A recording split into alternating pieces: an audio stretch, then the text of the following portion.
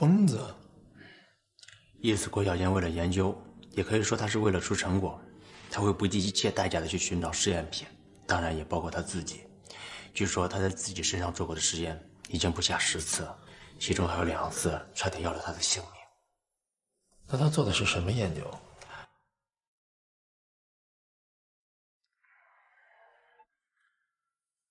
李先生，从目前的情况来看，这个完美生物的背后一定隐藏着一个巨大的阴谋。难道你现在都还没有看出来吗？或许你和那个刘小姐，你们2个人都是这个郭小贱的实验品。这不可能，根本就不可能。你没有证据，全都只是猜测而已。你还想需要什么证据？是不是要等人都死光了，你还说，哦，原来这就是证据？我说你们搞科学的人脑子是不是都一根筋呢？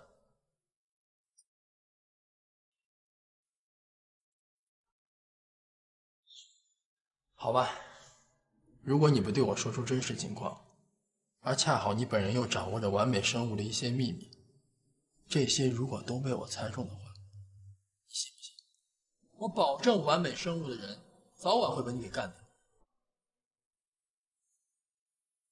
我可不是在吓唬你。作为一名新闻记者，这样的事我见得多了。其实我也都是听别人说的，因为我们研究室都是相对独立的，而且研究的项目也都保密。只是有一次，我听同事说郭小贱好像在研究什么变异的病毒。不会吧？你们还真是翻版《生化危机》啊！星宇，你想跟我说什么呀？童记者，其实我的病根本就不是因为失恋受到刺激或者打击而产生的。啊？那是因为什么？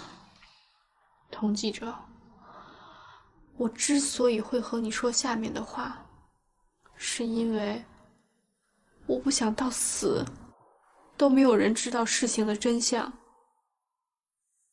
为什么？因为我是一个实验品。什么意思啊？我是我男朋友，或者说是我前男友郭小贱的一个实验品。什么？刘新宇居然是她前男友郭小贱的试验品，这番话不由得让童心毛骨悚然。其实现代的医学伦理学并非完全禁止人体试验，而是承认人体实验是医学发展所必须的。但是为了防止人体实验的滥用，有许多严格的限制，比如说规定药物只能在完成药理、毒理等动物实验，证实其疗效和安全剂量以后，才能进行人体实验阶段，又称为是临床前实验。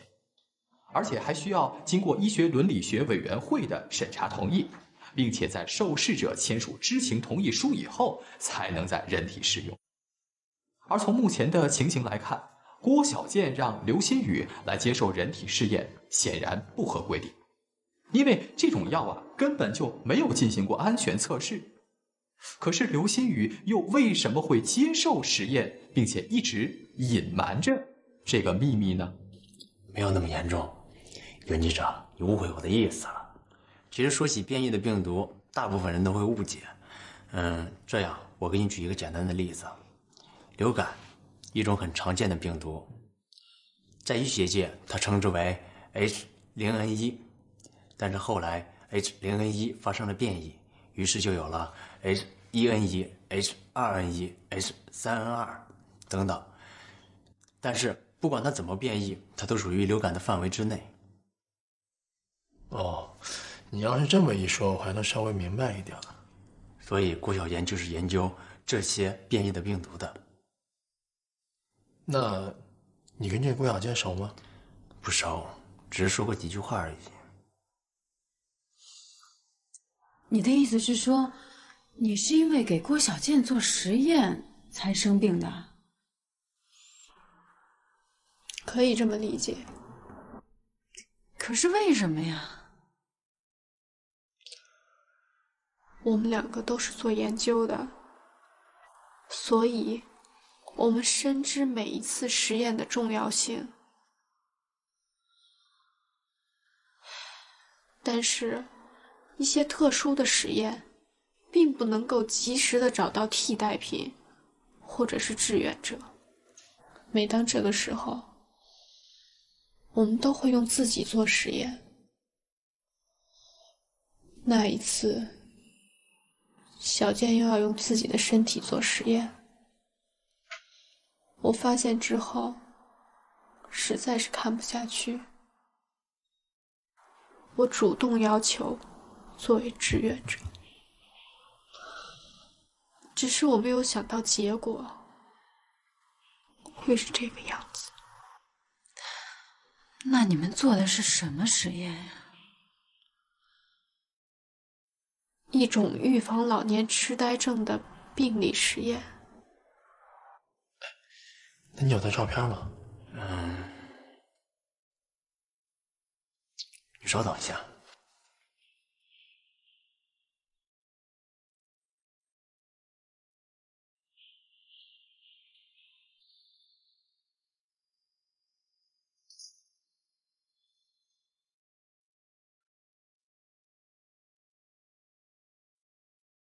前排右边第二个。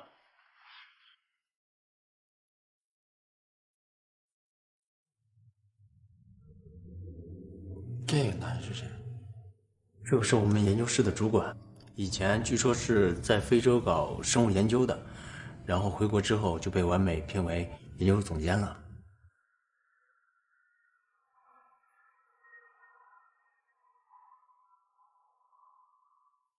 啊，李先生，我可以拿手机翻拍一下这张照片吗？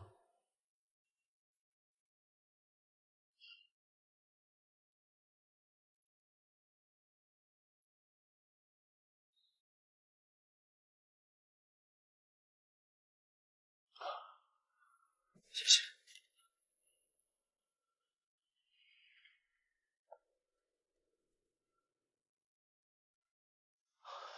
马上回家，我有重要的事情跟你说。啊，李先生，我有点事情先走了，不好意思打扰你。啊，没事。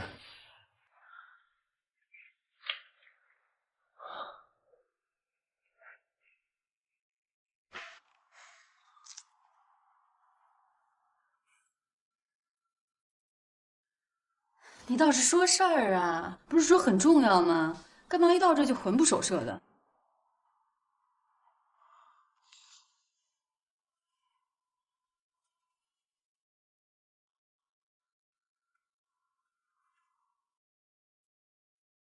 哦，你是想说这照片里边有郭小健吧？之前刘星宇也给我了一张一模一样的照片，我也用手机拍了一张。你看看照片中间那个人。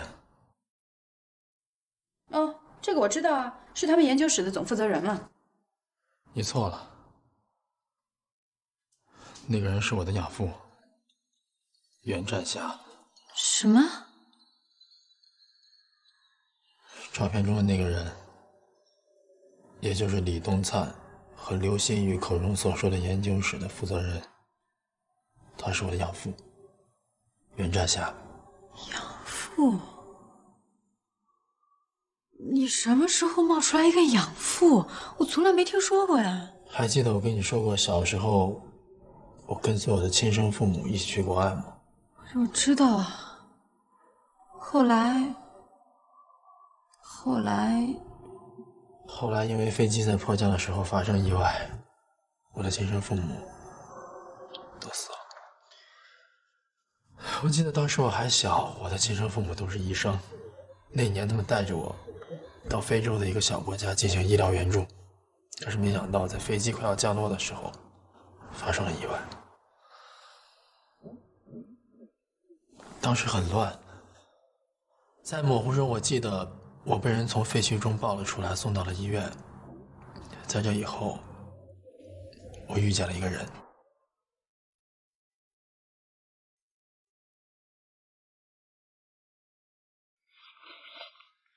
小家伙，你醒了。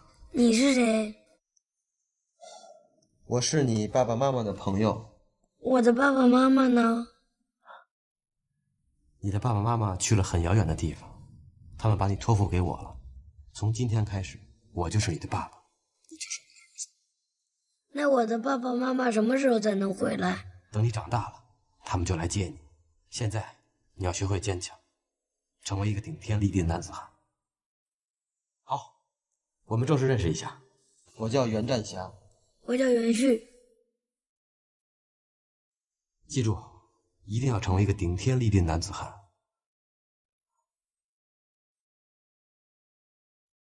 后来，袁占霞就变成了我的养父。那他为什么会出现在医院里啊？一直以来，我都以为这是个巧合，可到后来我才知道，我的养父其实是海外一家媒体的战地记者。当时我们去的那个小国家正在发生着内战，而我的养父也是刚刚到达那个国家，并且亲眼目睹了那场空难。他第一时间参加了救援，并且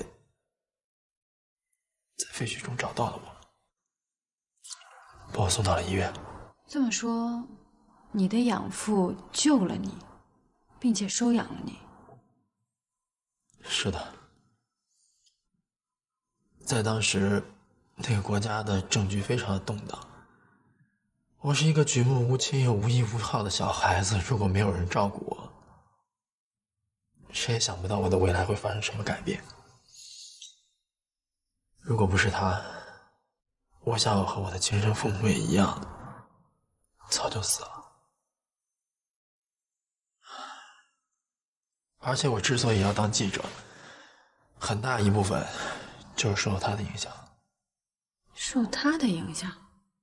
没错，他这个人为人正直，充满着社会的责任感。虽说他是一名战地记者，可是他致力于报道的都是在战争中无依无靠、饱受战火蹂躏的老百姓。我记得他最经常说的一句话就是：“战争只是某些人为了满足私欲的手段，而真正受苦受难的人是老百姓。”因此，他用摄像机作为武器，报道着战争的恐怖，揭露着那些战争背后的阴谋，而更重要的是，他真实地记录着老百姓的痛苦，然后引起国际社会的关注，来制止战争。这么说，你的养父是在用媒体的力量来保护在战争中受苦受难的人？是的，他一直都是这种人，为了帮助和保护弱者，竭尽全力。所以他在我心中并不只是父亲，更是一位英雄。你的手是怎么动的？有一次，爸爸在阵地采访，一颗炮弹把我炸成这样。那你不疼吗？不疼。那你是英雄喽？爸爸不是什么大英雄，爸爸只是一名普普通通的战地记者。袁旭，一定要好好学习，长大以后要成为别人心目中真正的大英雄，好吗？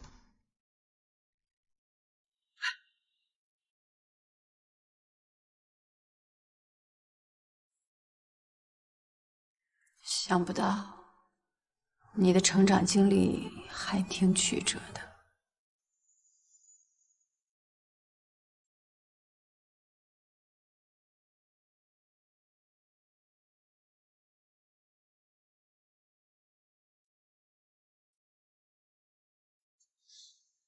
可是，你的养父怎么会出现在完美生物科技当中呢？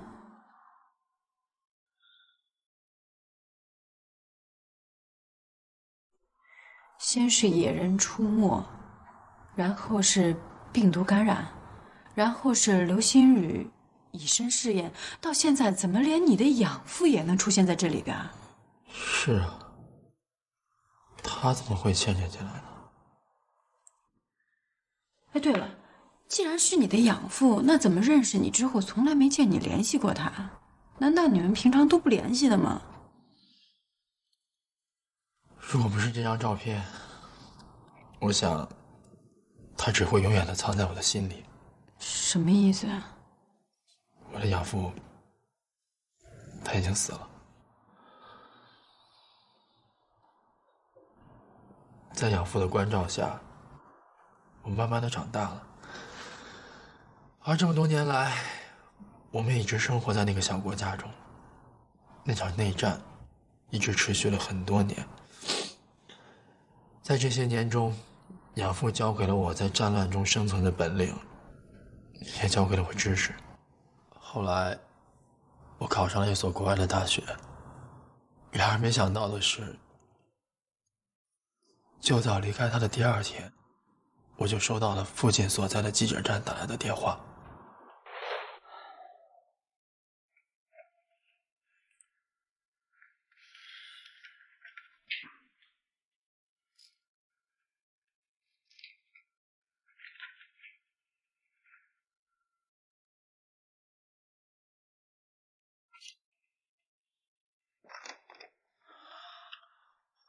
小旭，这封信是你走的时候我偷偷放在你箱子里的。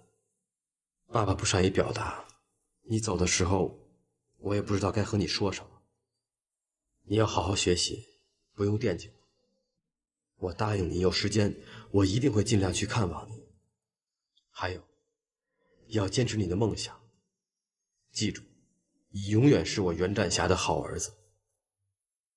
父亲，占霞。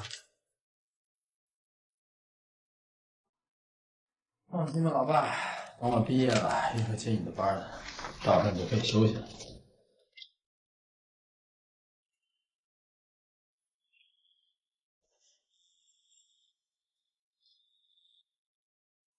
喂，还以为你真这么狠心呢，一个电话都不给我打。哦，不好意思啊，我还以为是我父亲呢。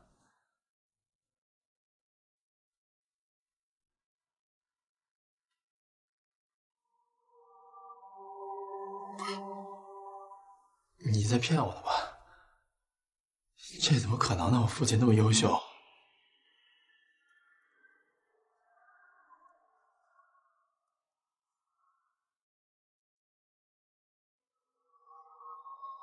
不可能，这绝对不可能。当时他们告诉我，说他们刚刚收到了一个视频邮件，在这邮件当中清晰的记录着我的养父被人给杀害了。被杀害？这段视频我也看过，我养父的的确确是死了。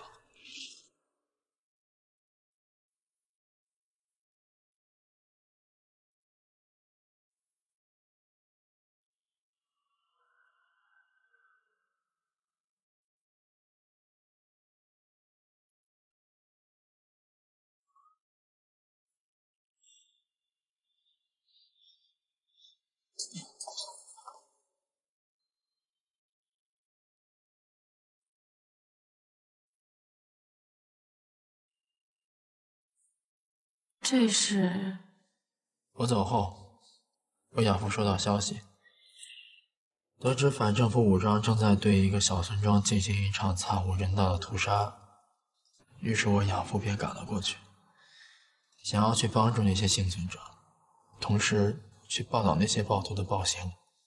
但是他去了以后，却被反政府武装的人给抓住了。在此之前，我养父报道了很多反政府武装惨无人道的行径，所以一直都被他们所痛恨着。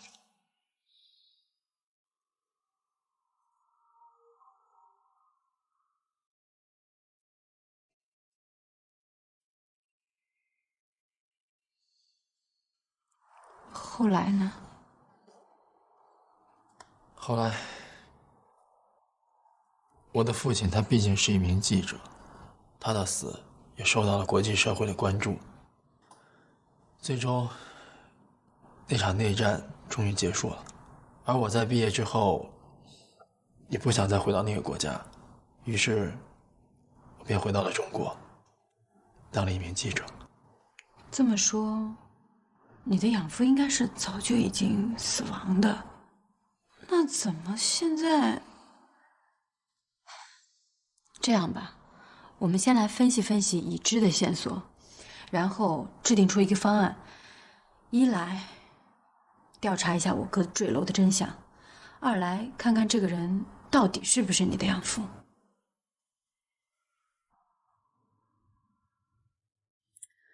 是谁跟我说的？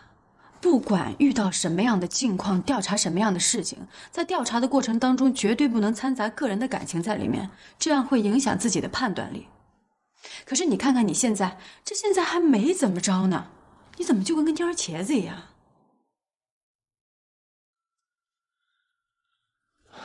你说的对。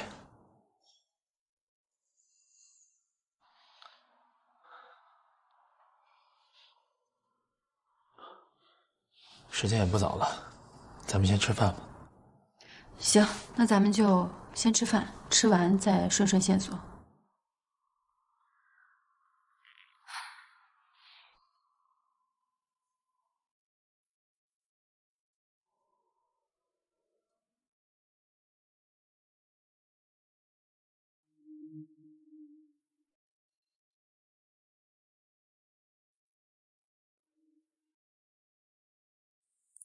袁占祥，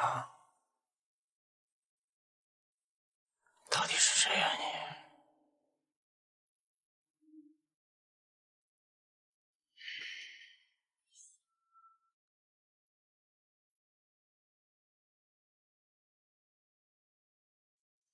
你？你谁呀？知不知道实验室无关人员禁止入内？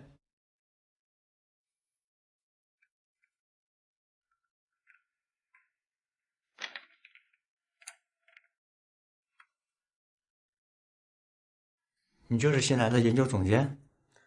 你好，我叫袁占霞，以后我们就是一个战壕里的兄弟了。有什么做不到的，请多关照。没关系，袁主管好。你的研究方案需要改变一下方向。怎么改变？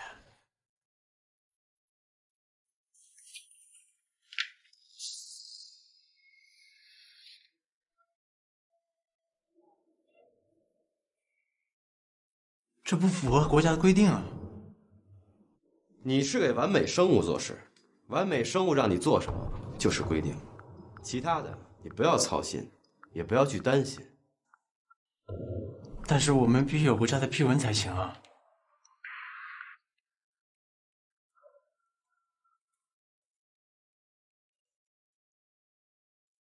要你做什么你就做什么，不要太多的废话，做好了大家相安无事。如果做不好的话，你知道隔壁实验室的小熊为什么几天没来上班了吗？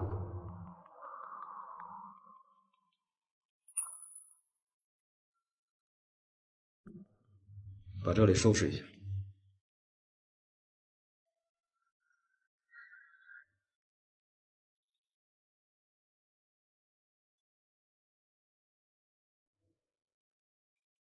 李东灿所在的实验室是一家专门研究生物病毒的实验室。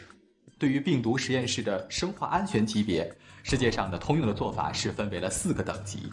最低级的是 BSL 1级，这里的生物体并不致病，无需采取特殊的安全措施。夸张一点说呢，它们和市场上卖的蘑菇一样安全。其次是 BSL 2级，这类生物体会致使人体患有某种疾病，不过呢是能够预防和治疗的。比如说，大部分肠道细菌和感冒病毒就属于此类。在进入 BSL 2的实验室之前，必须要首先采取安全的预防措施。而最高级的 BSL 4级则必须要采取严密的防护措施了，因为这里的病毒既不能够预防，也无法治愈。显然，完美生物的实验室并不在最高等级之列，而是属于生化安全等级较低的 BSL 2级。此时，袁占霞来到这个实验室，并且要求李东灿从事一项不合规定的研究。这项研究还会是安全的吗？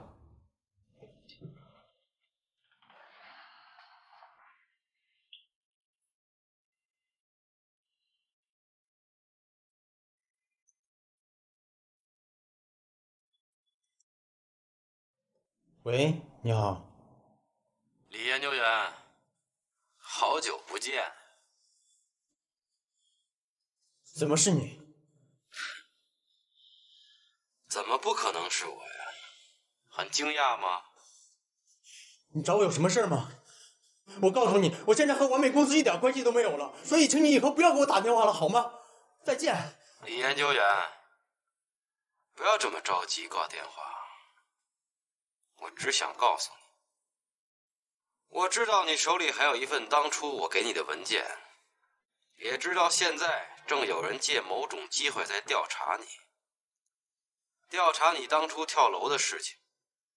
所以我希望你能够遵守公司的保密协议，否则的话，当初我能够在楼顶救你，现在我也能够神不知鬼不觉地让你消失得无影无踪。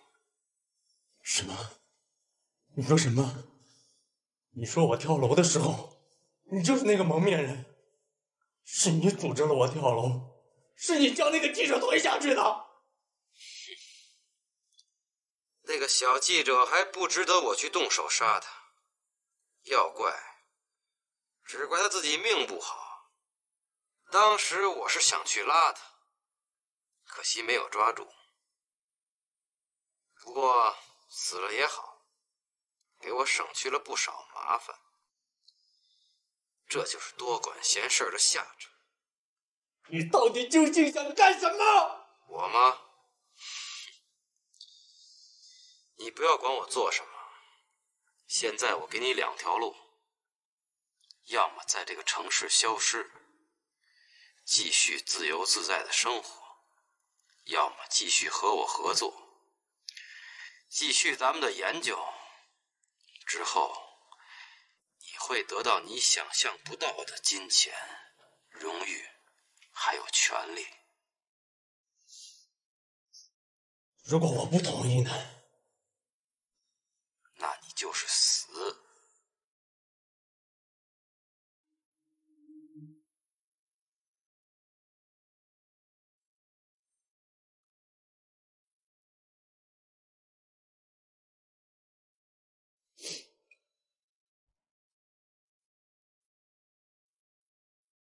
我们先来分析一下这个关系。先是野人，之后通过调查，我们发现野人其实就是李东灿在发病之后的产物。然后是刘星宇，也患有精神疾患。然后我们知道李东灿是完美生物的研究员，同时也是导致童宇坠楼的关键人物。而且刘星宇的前男友郭小健也是完美生物的研究员。刘星宇之所以得病，就是因为做了郭小健的代替品。而这个李东灿之所以得病，是因为在他的实验室里莫名其妙的出现了一个蜜蜂的培养皿，而那里面很有可能就有导致他发病的病毒。刘星宇曾经跟我说啊，郭小健做实验的目的是为了研究一种治疗老年痴呆症的药物，可是我总觉得这里边有什么不对劲的地方。我记得李东灿也曾经告诉我说，郭小健在实验室里也是出了名的疯的，而且我总觉得这个李东灿有什么事情瞒着我们。还有，李东灿吃的药，刘星宇吃的同样有效。如果这样的话，是不是就可以说明他们两个很有可能得的是同样一种精神疾患？可是你不是曾经跟我说刘星宇得的是情爱妄想症，那这个李东灿得的又是什么类型的精神疾病？如果说这个李东灿在发病的时候有装扮成野人的倾向，那么我想有一种妄想症非常适合他。什么？变瘦妄想。啊？有这种妄想症类型吗？没错，妄想症的种类有很多，当然也有很多都是出乎我们的想象的。哎，这个完美生物的研究员给我们的2张照片中，我们发现了同样一个人，那就是你的养父，类似你的养父袁占霞。但是这就奇怪了，袁占霞还是这个完美生物的研究室总负责人，那他一个死了的人又怎么可能？对不起。哦，没关系，我养父的死亡视频我看过，假不了，所以我想，那个人应该不是我的养父，可能只是长得像而已。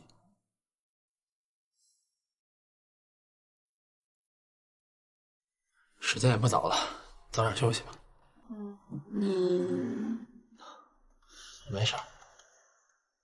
那好吧，那你也早点休息。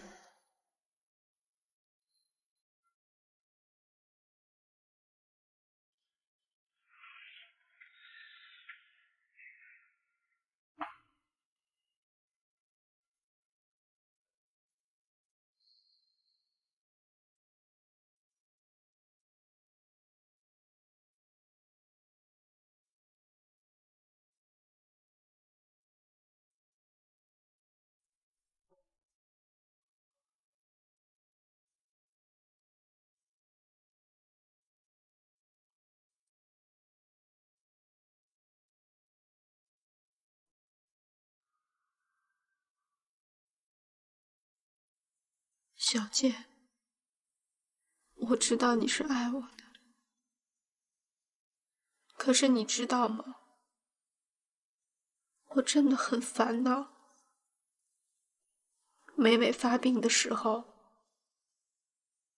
我都会幻想着被一只怪兽喜欢。小健，配合你做实验，是我心甘情愿的。可是到现在，我也开始怀疑，这样做到底是对还是错？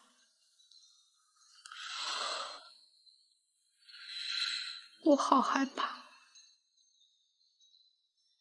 我怕有一天，药物已经无法控制我病情的时候，我会忘了你。你曾经答应过我，处理好手头上的事情，就过来接我。可是，都过了这么久了，你在哪里？我好害怕。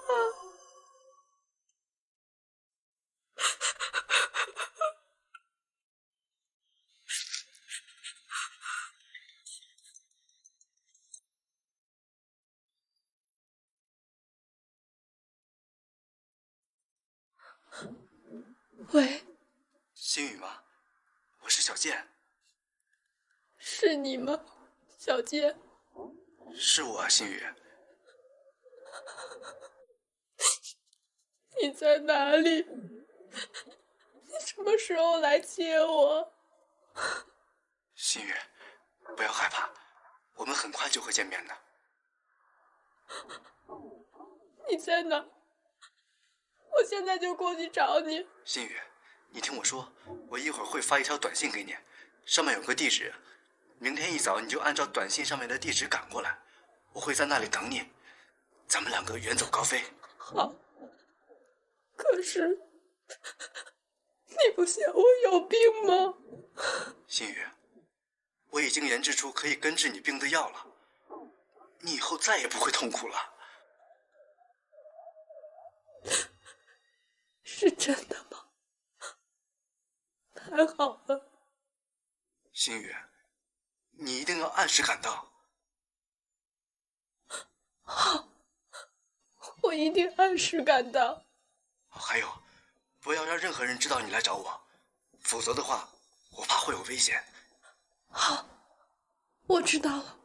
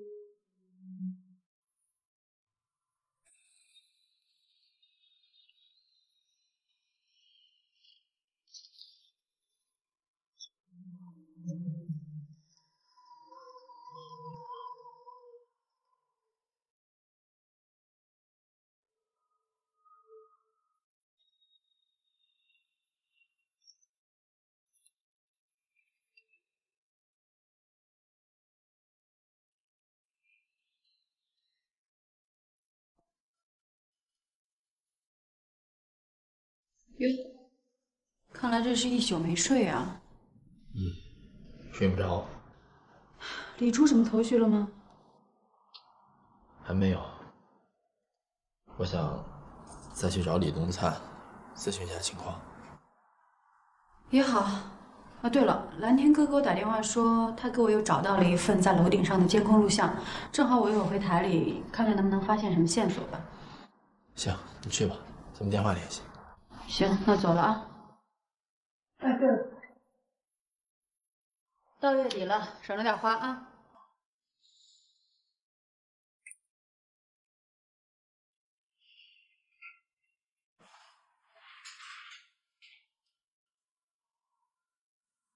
哎，不对啊，这丫头今天什么情况？这钱不是假的吧？没错啊。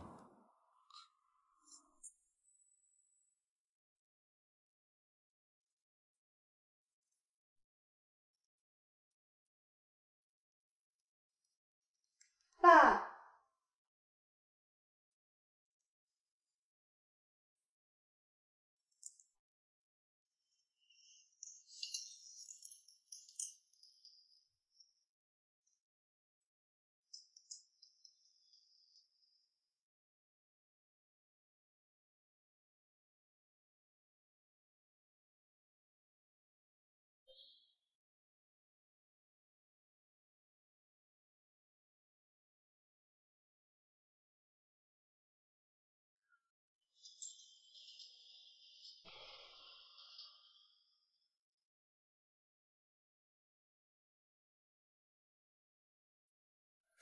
哎，你好，快递是吧？哎，是的。电视台第三视角是吗？啊，对对对。6块。啊。好嘞，那这样，辛苦你啊。再见。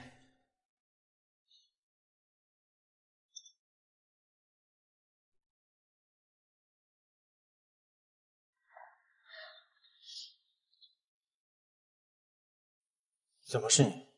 怎么，李研究员不欢迎我吗？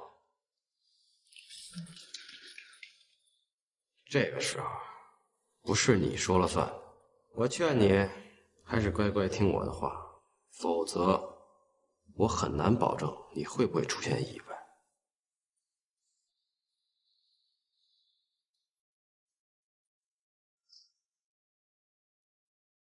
看样子啊，你要走啊？你说过我可以自己选择消失在这个城市。没错，我是说过，可那是昨天的事。今天我改变主意了。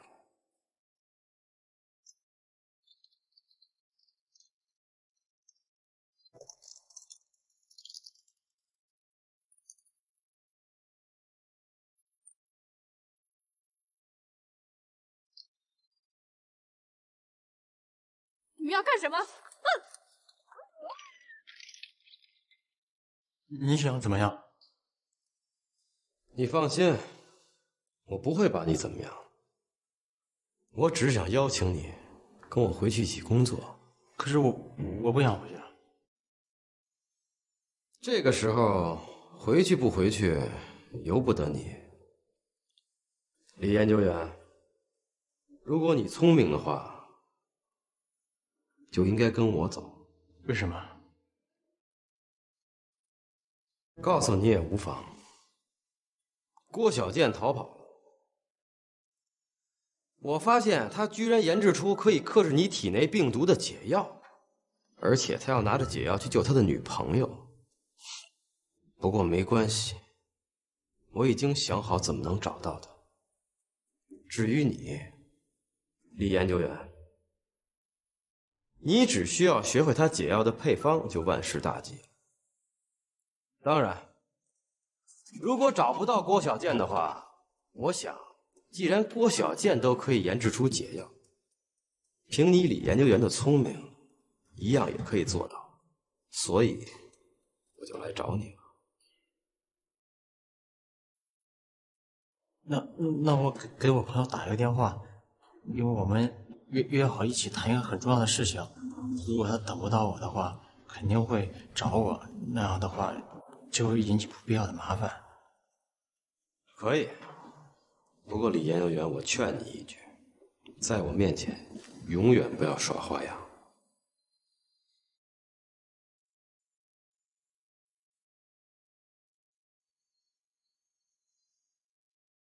李东灿感染病毒是由于他打碎了一个培养器皿，里面的病毒通过空气感染了他。看到这儿，我不禁想起了2004年发生的那起严重的病毒泄漏事故。当时，由于中国疾病预防控制中心病毒所的一位学生违规操作，将 BSL-3实验室当中的非典病毒带到普通的腹泻病毒实验室进行研究，导致了严重的非典病毒泄漏事故，最终造成实验室人员感染，继而导致家属感染发病，使这个曾在2003年肆虐中国的非典病毒卷土重来，再度引发了广大民众的不安。在这次非典疫情当中，北京和安徽两地共出现了9例非典确诊病例，在短短的几天内，有862人被医学隔离。所幸，北京市疾病控制中心在后期的果断控制，弥补了这一重大失误，才没有造成更为严重的后果。由此可见，病毒的泄漏是多么可怕的一件事儿。而此时，李东灿和刘新宇体内的病毒仍然没有被破解，而这种病毒的传播途径又不为人所知。这样下去，其他人会不会也遭到感染呢？好了，本集的故事告一段落，我们下。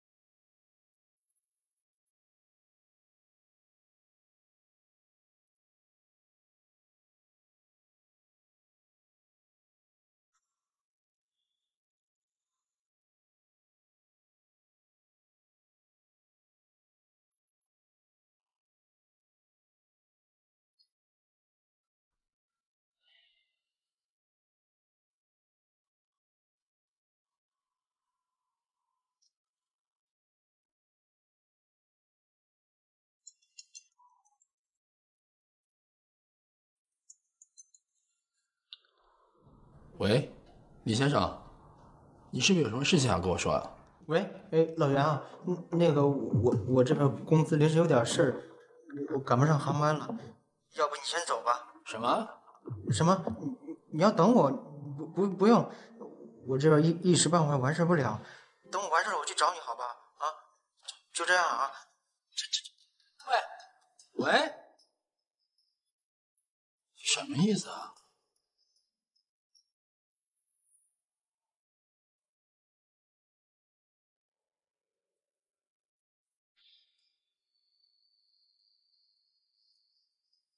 你这个朋友叫袁旭，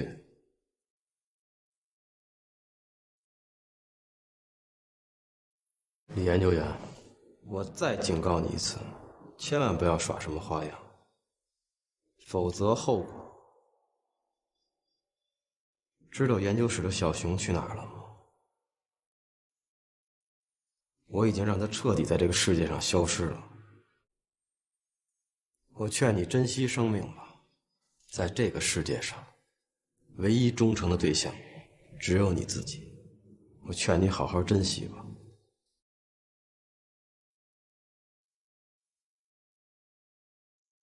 我们去哪儿？到了你就知道了。请吧。我先把行李放进去。记住，不要耍花样。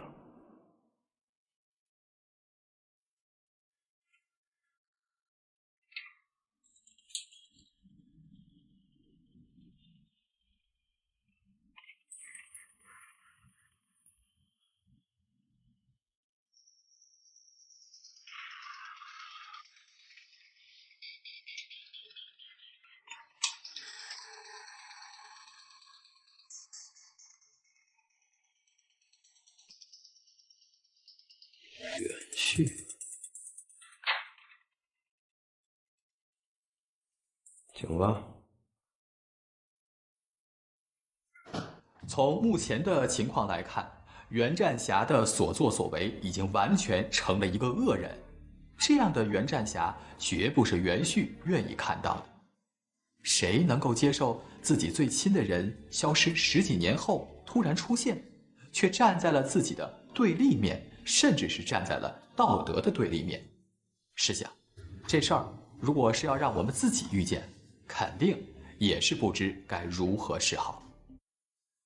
亲情固然十分重要，可是当亲情遇到道德和良知的考验，能够真正做到心如止水的人，恐怕很少。看一看当今社会，为了将自己的利益最大化而昧着良心做事，这样的人虽然不多，但是也绝不在少数。所以，当我们在做一件事情的时候，我们不希望所有人都会牺牲自我的利益，但是也要好好的考虑一下，这么做是不是对得起自己的良心。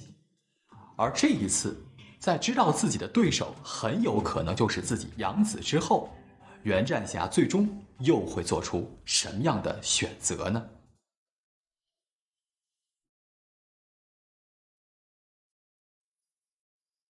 您好，您所拨打的电话已关机。Sorry, the subscriber you dialed is power off.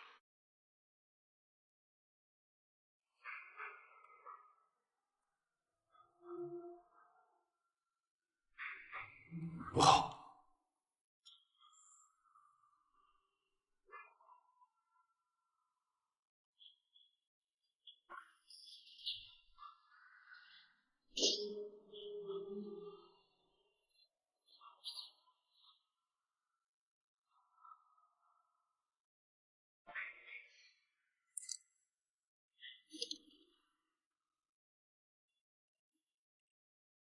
哎，蓝天哥，U盘我看见了啊，谢谢你。行，等你忙完了，我请你吃饭，大餐。好嘞，再见。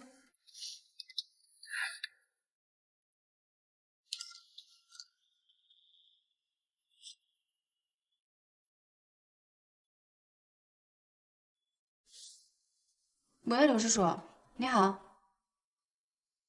什么？新宇离家出走了？哦，好好，我知道了，你别着急，我马上过来啊。哎，好嘞。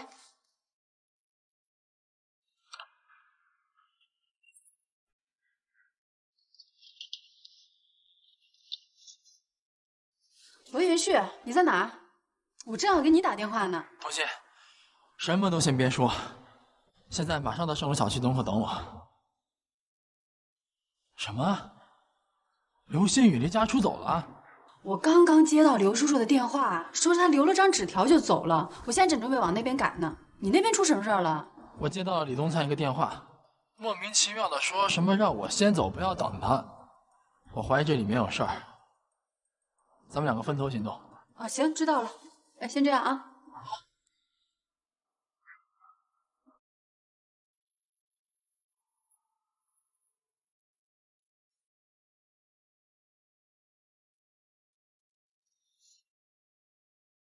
刘叔叔，这是怎么回事啊？心雨真的离家出走了？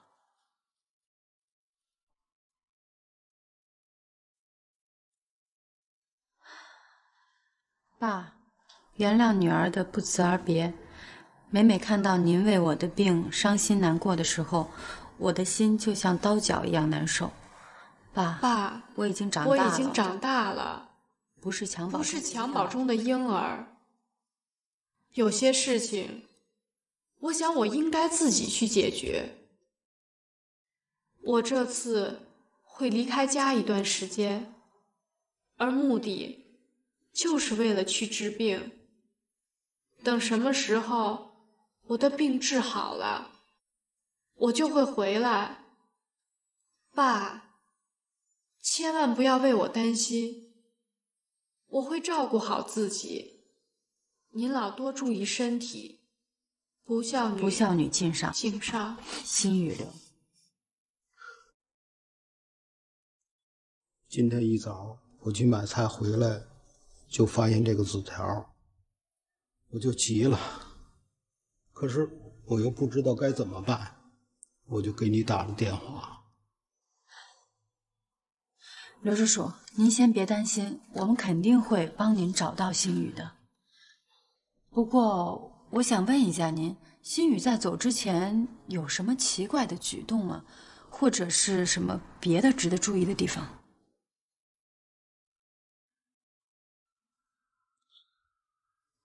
心雨的这2天一直挺好，而且我发现他犯病的次数还少了。可是，谁想到他是在准备着离家出走啊？叔叔，那心雨在走之前有接过什么电话吗？或者他给谁打过什么电话吗？电话？你这么一说啊，我倒想起来了。昨天晚上我起夜的时候，听见心雨在屋里头说话，我以为他又是在自言自语呢，我就没在意。可是也不能就断定他是在接电话呀。好，叔叔，情况我知道了，您别太着急，我们会马上在电视台发一则寻人启事。您跟家人呢也再多找找，想一想心雨最有可能去什么地方。哎，好，谢谢你啊。您别送了，叔叔。哎，好，你慢走。哎。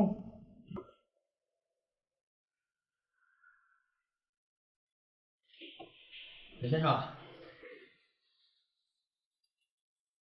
李先生，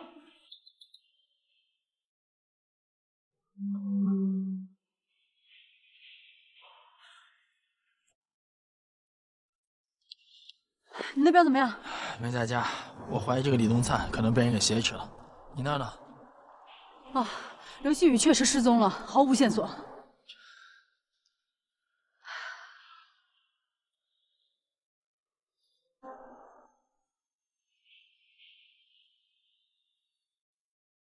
您好，您所拨打的电话已关机，所以 subscriber is busy。怎么回事啊？怎么还没到？喂，心雨，你到哪儿了？怎么，很关心你女朋友吧？怎么是你？为什么不能是我呀？你们把心雨弄哪去了？想知道的话，就乖乖过来；否则的话，就都得给他收拾。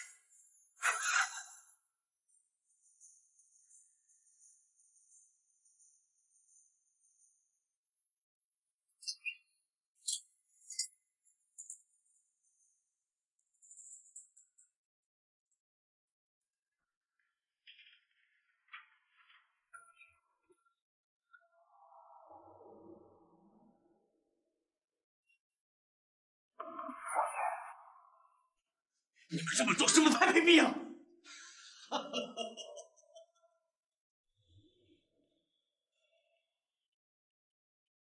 比起人类的贪婪和劣根，我这么做又能算些什么？如果郭小倩不来的话，你们打算怎么做？你也看到了，我刚刚给他注上了最新研制的病毒，或许只有你和郭小贱才能够救他，而他只是我的实验品吧。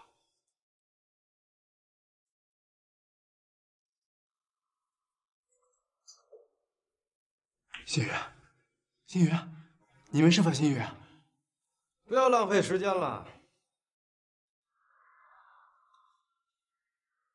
想要救他的话，就抓紧研究解药，否则的话，我不知道刘小姐将出现什么样的病变。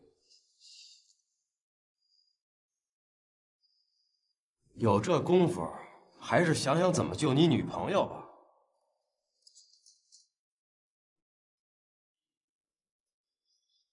哦，对了，这位是李研究员，你们认识吗？从今天开始，他就是你的助手。我希望你抓紧研究6号病毒的解药。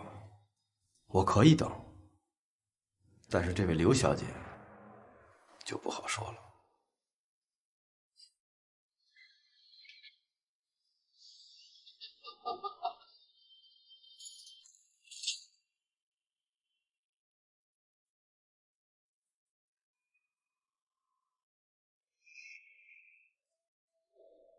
还是想想办法怎么救刘小姐吧。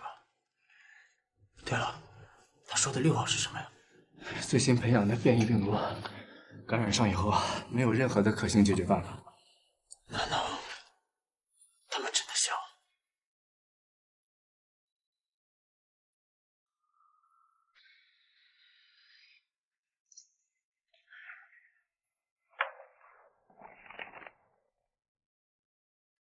那是你快递。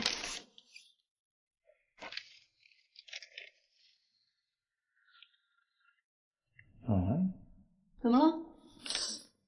这个快递是从李东灿从小区发出来的。不是吧？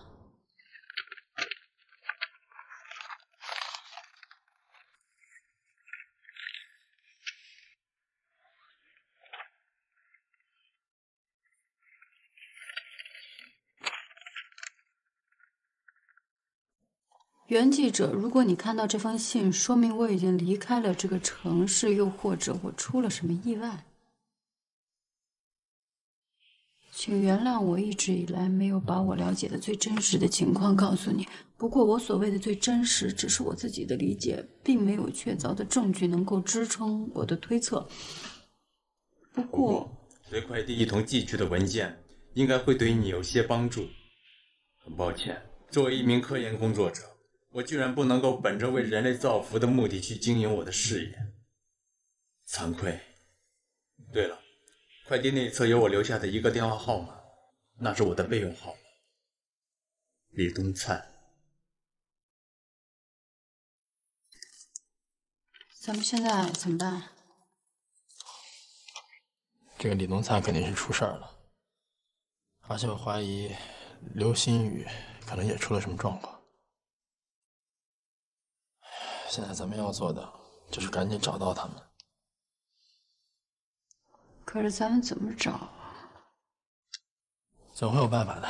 再说了，咱们不还是有高手蓝天吗？对了，蓝天哥已经帮我查到了一份我哥出事那天楼顶上的监控录像，但是我看了很久，什么都没看出来，连个人影都没有。要不你一会儿没收到帮我看看？哪个？这里边。好。这样啊，童心，你现在去找蓝天，然后把刘新宇和李东灿的电话号码给他。哦，还有这个里面的备用号码也给他，让他想办法把这几个电话的手机定位一下。我呢，再看看视频。行。这个。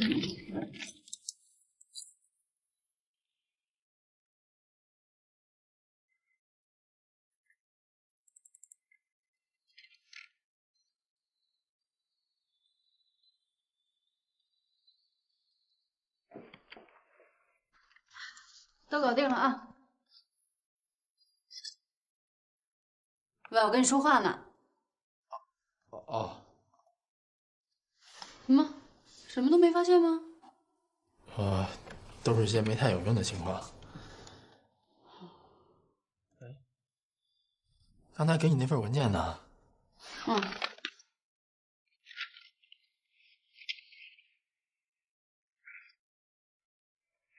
新宇，新宇，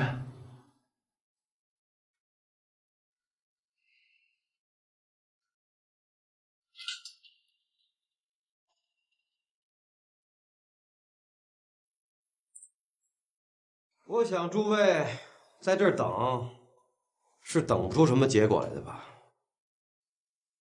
还是有必要考虑一下怎么挽救这位刘小姐吧？啊，我们为什么不把她送入病房，在一起努力开展工作呢？你总有一天会为你的行为付出代价的。这个道理我10几年前就懂，我劝你不要在这浪费时间了。李研究员，如果你也想说类似这样的话，我劝你不要浪费时间了，把嘴闭上。我给你们1周时间，尽快研究出解药来。如果到时候还没有结果的话，你们2位，包括这位刘小姐，都会成为我的鸡肋。至于后果，用你们丰富的想象力，最悲惨、最严重的死亡来衡量。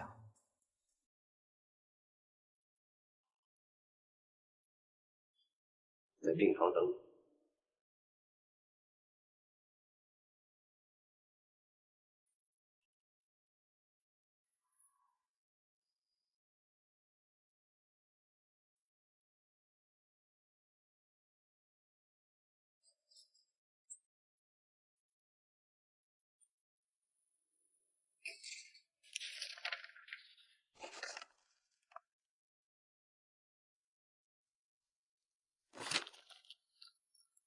让你调查的东西呢？查得怎么样？他们的手机可能被屏蔽了。蓝天哥说他目前还查不出什么。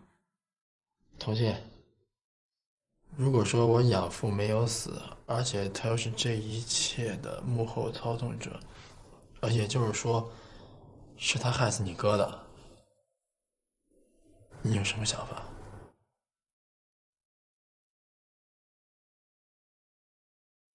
这怎么可能呢？童信，咱们得去李龙泰家一趟。可是咱们怎么进去啊？这不是有钥匙吗？走。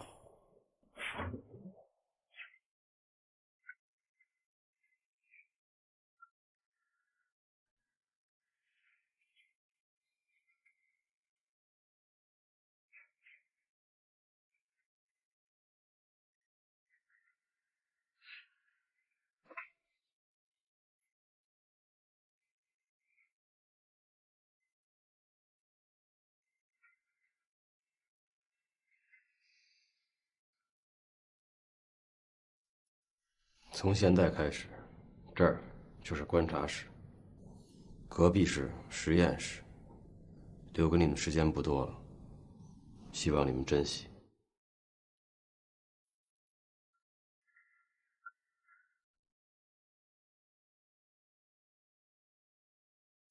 心雨，心雨，心雨，你能听见我说话吗？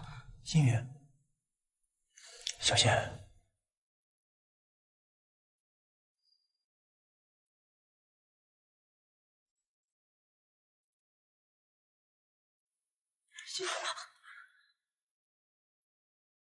小健，小健是你吗？我没有知道，是他们把我劫走了，我好害怕。心雨，我就在你身边，别害怕，一切都有我呢。小健，别害怕，别害怕。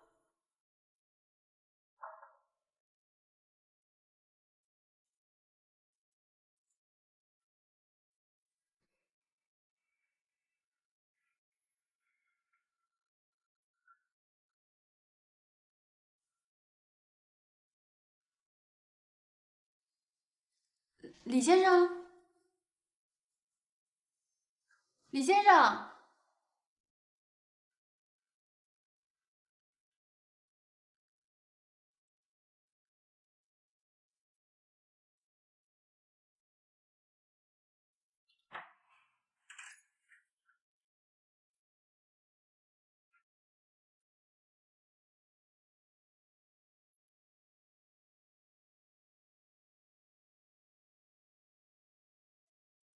这些玻璃瓶、玻璃杯有什么好看的？你再仔细看看这是什么？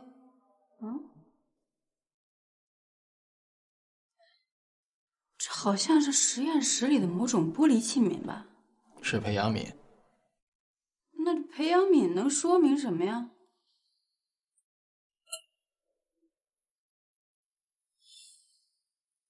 当时李东灿就在实验室发现一个培养皿，拿起来之后才发现是破的。也正因为这个动作，导致了病毒的泄露。那这跟眼前的这些有什么关系啊？我想他可能是在告诉我们，他之所以出事，是和病毒有关。这样看来，很有可能是完美生物的人把他给带走了。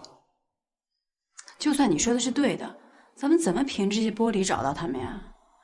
再说了，我一直怀疑李东灿给你那份绝密文件的真实性，写的也太离谱了吧？该不会是拿什么电影道具忽悠咱们吧？忽不忽悠，等真相揭开就知道了。走，先回去。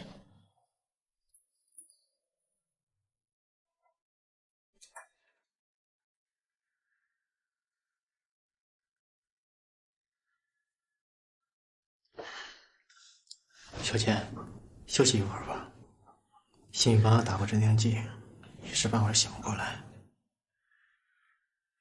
都是我害了心雨，都是我害了心雨。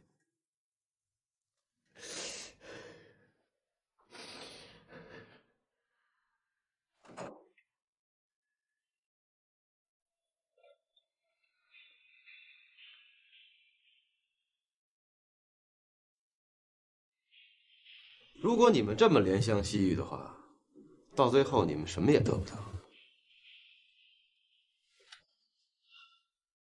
如果我能研制出6号的解药，你是不是就会放过我们？可以，给我的时间太短，我要求延长到10天。10天可以，但10天是你最后的期限。心雨，心雨。小静，心雨，放我出去！放我出去！心雨，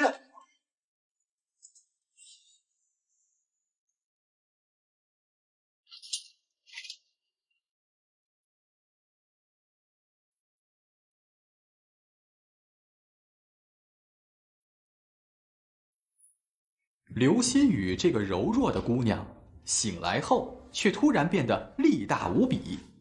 这样强烈的变化，难道也是她体内病毒所造成的吗？这种情形让我不由得想到了英国《卫报》的一篇报道。位于尼加拉瓜北部偏僻丛林地区的米斯基托社区，有60位村民先后患上了狂躁症，见人就打，而且力大无比，根本无法控制。此事顿时惊动了政府，并且立即派遣了由医生、精神病学家以及人类学家所组成的专家小组，赶赴当地进行治疗和调查原因。经过调查，这些村民的病因就是脑部遭受细菌感染，从而失去控制，并且由于脑荷叶肿大，瞬间爆发出了全部的体能，就好像是疯子一样。根据媒体报道啊，某一个病人在发作的时候，4个强壮的男人都难以将其制服，最终只能是使用麻醉弹。而此时，刘心雨的表现就和那些村民一样。那么，他的超强体力又是从何而来的呢？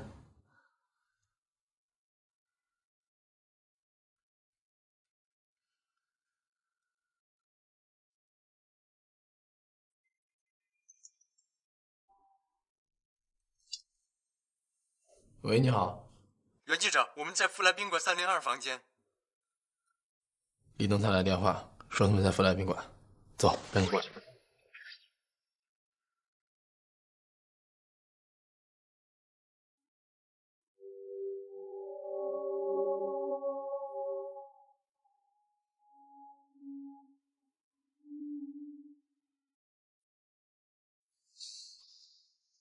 小姐，刘小姐的状况你怎么看？变异，6号再次发生变异。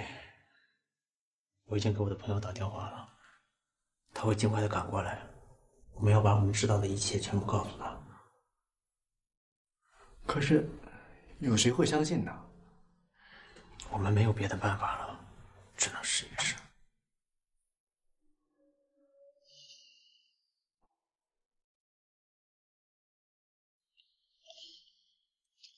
稍微快点。啊，哎呦，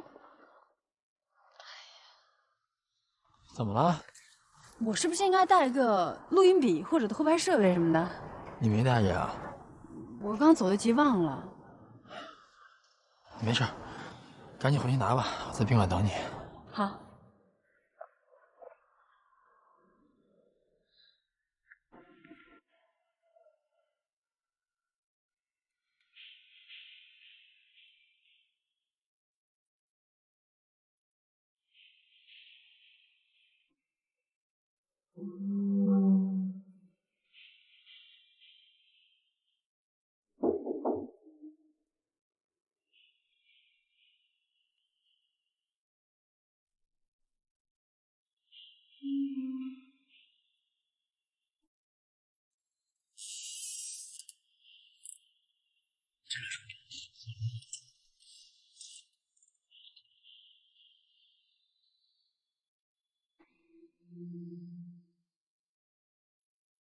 你是唱哪出啊？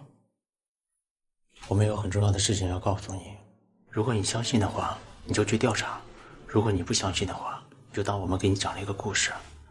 我们说完之后会永远离开这个城市，所以剩下的你就随便吧。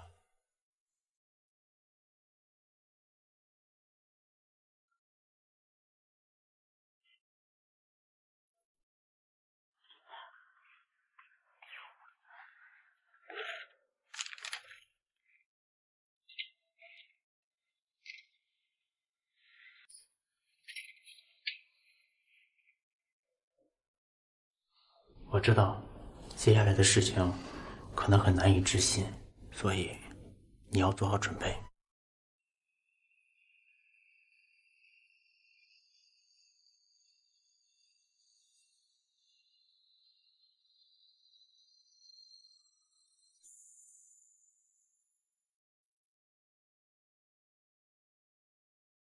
完美生物企业实际上并不是一个单纯的生物制药。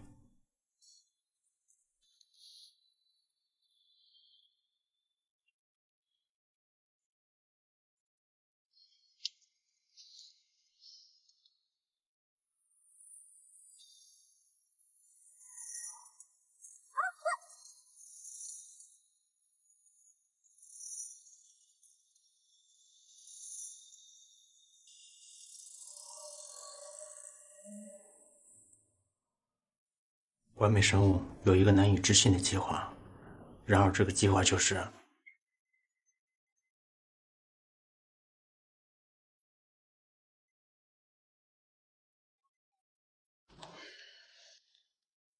喂，你好。如果你还想让你的搭档活命的话，就马上去荣盛小区蒙头找他。我们只能保证童小姐在服药后30分钟内还能是个正常人。你到底是谁？喂，喂，喂！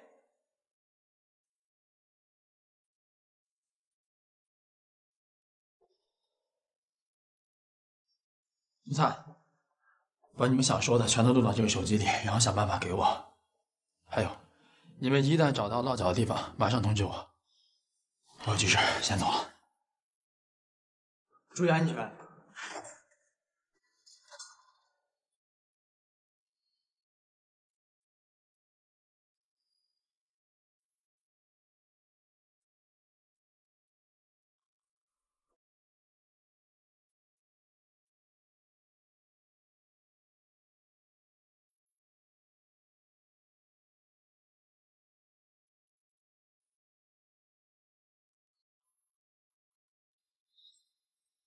信，你一定要坚持住啊！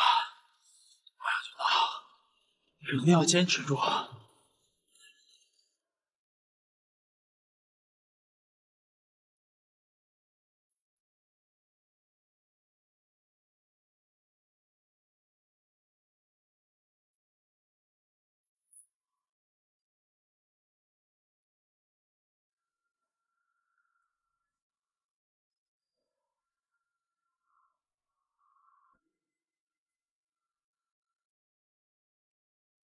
姑娘，等谁呢？啊？一个人在那多冷啊，大晚上的。漫漫长夜，我也是无心睡眠呀。哎，我家住那儿，要不你跟我回家吧？走不走？哎呀，幸福来太突然了，你等的人就是我。走，走走走走。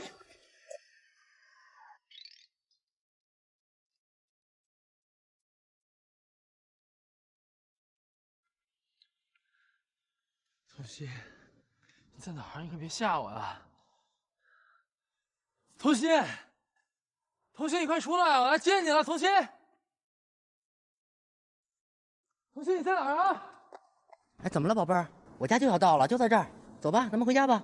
童心，我会对你好的啊！走吧，走吧。哎哎哎哎，你别走啊！我家就在这儿，听话听话。哎哎哎，童心，童心，你在哪儿？童心。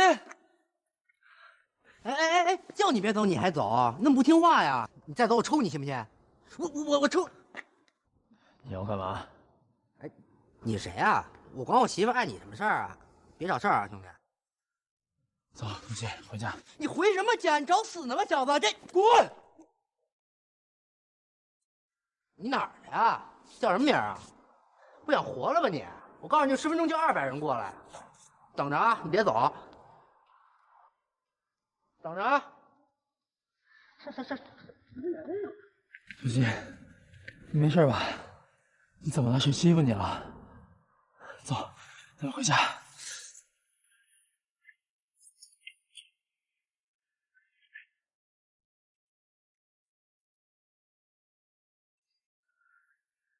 喂。怎么样？是不是很惊喜啊？你是谁？你到底想干什么？我是谁你不用操心，现在还是看看你美丽的小搭档。在美丽的小搭档外套兜里有一个白色的小药盒，里面有一片药。回家之后记得把这片药给他吃了，他就会恢复正常。凭什么相信你？你没有选择，如果不吃这片药的话，你的小搭档一辈子都会变成这样，所以你只能选择相信。你到底想怎样？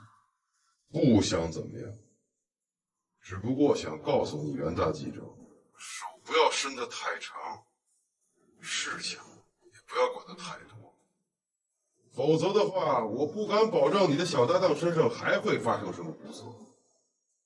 所以，请你好自为之。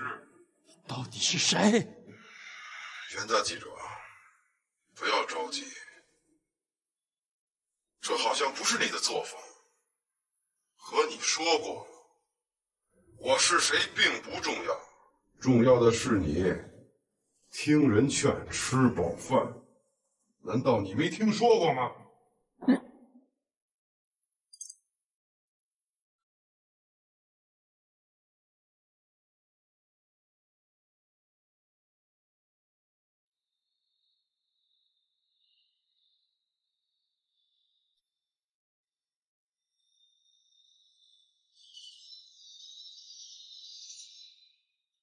怎么会是他？怎么会是他？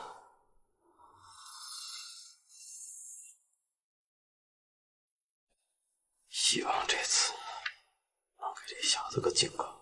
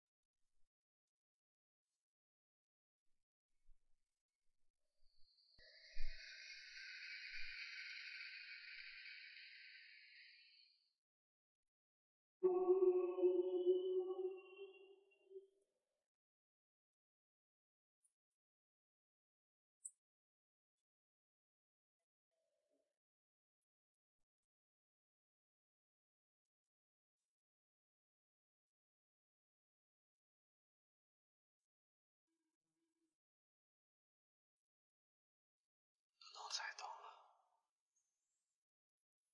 不能再等了。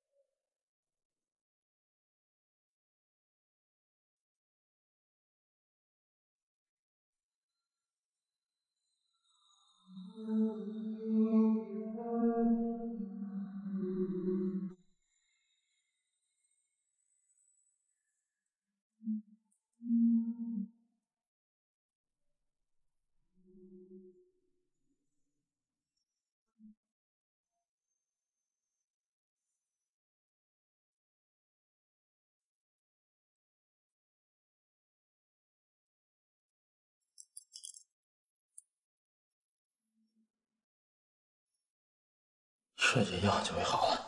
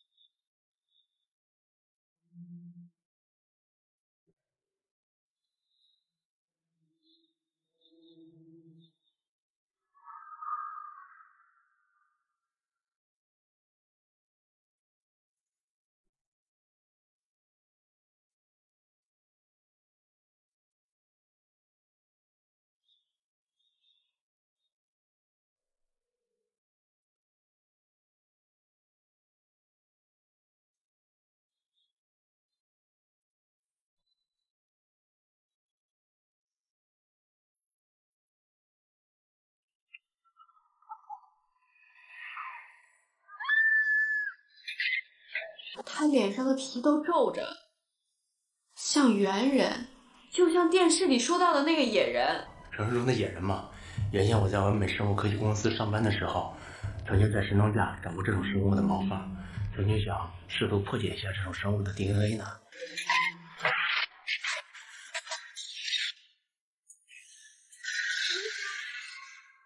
你说找到一个自己喜欢的人，真的就那么难吗？我就是喜欢那个人，那个人为什么不来见我了呢？骗我！你们都是骗子！我是一名生物科学研究者，大学毕业以后就一直在完美上班。概括的说，就是将细胞生命学运用到研究中，掌握细胞的遗传基因，分析细胞的 DNA 结构，从中找到一些规律，然后根据这些规律来改变各种细胞的遗传基因和 DNA 结构，培养出对人类有意义的细菌。那么，如果在改良的过程中出现失误或者失败的话，会不会培养出有害的细菌？比如说让你的思维失常的细菌？理论上不排除这种可能性。李东灿所研究的是培养出对人有益的病毒，这并不是天方夜谭。一般人对病毒的理解往往是负面的，因为无论是非典、禽流感或是肝炎、艾滋病，病毒给人类带来了巨大的损失和灾难。然而病毒也并非是一无是处，它也有对人类有益的一面。比如说科萨奇病毒是一类常见的经呼吸道和消化道感染人体的病毒，感染后人会出现发热、咳嗽等感冒症状。不过澳大利亚科学家实验发现，利用科萨奇病毒可以精准地杀死乳腺癌的癌细胞，而不伤害人体正常的细胞。还有新加坡科学家曾发现，植物冠状病毒穿梭肠胃的时候不会被分解，它的这个特性可以使其作为口服疫苗的载体。所以病毒利用得好，也会成为对人类极为有益的工具。不过在病毒的改造和培养过程当中，最为普遍的现象就是变异，但是病毒变异的结果却不是完全能被人类所掌控的。那么李东灿所感染的病毒会不会发生了突变呢？而这变异的结果又是什么呢？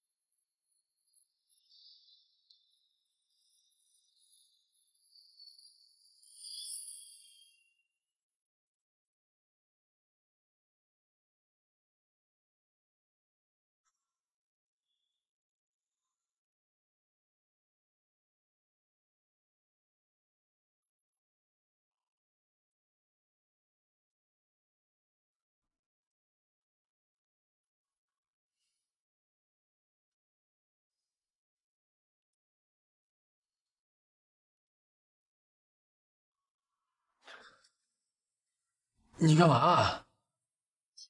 就你这样的还坚定的唯物主义战士，那你怎么会被我这么一个貌美如花的大活人给吓着呢？啊，你没事了？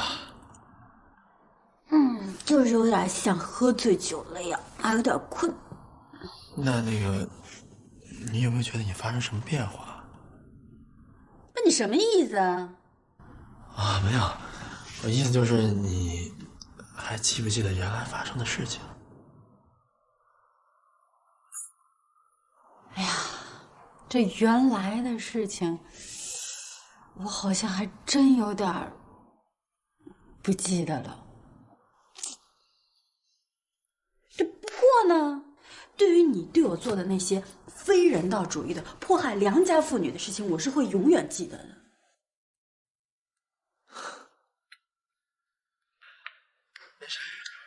没事就好。元旭，啊，昨天晚上到底发生了什么呀？为什么我什么都不记得了？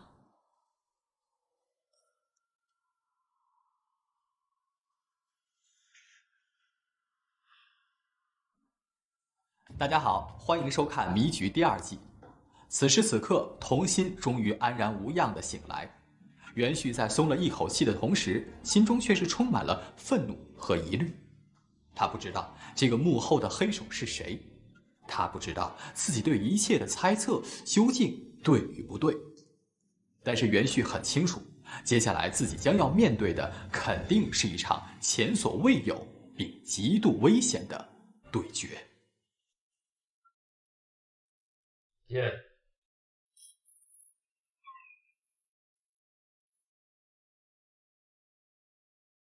研究的怎么样？有结果了吗？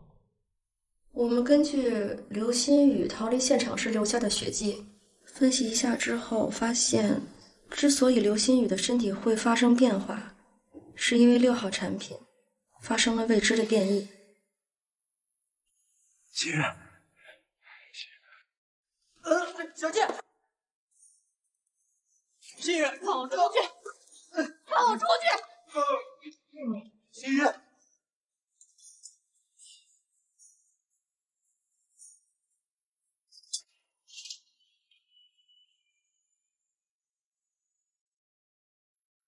未知？为什么会是未知6号产品的变异体，不论从基因上还是双螺旋结构上，都和我们之前产品的变异有所不同。现在实验室还在分析，希望能尽快找到原因。这么说，就是暂时没有解决办法了。有没有给它起个名字？因为现在实验室还没有找出原因，所以实验室那边暂时叫这种新型变异种为6加。有没有进行活体实验？已经在小白鼠身上进行了活体实验，但结果怎么样？并没有发现和刘新宇身上一样的反应。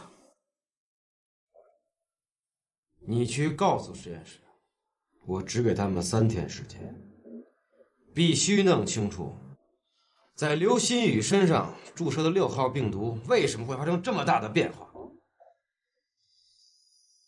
如果3天还是弄不清楚的话，你们都不要干了。我们一定会尽力的。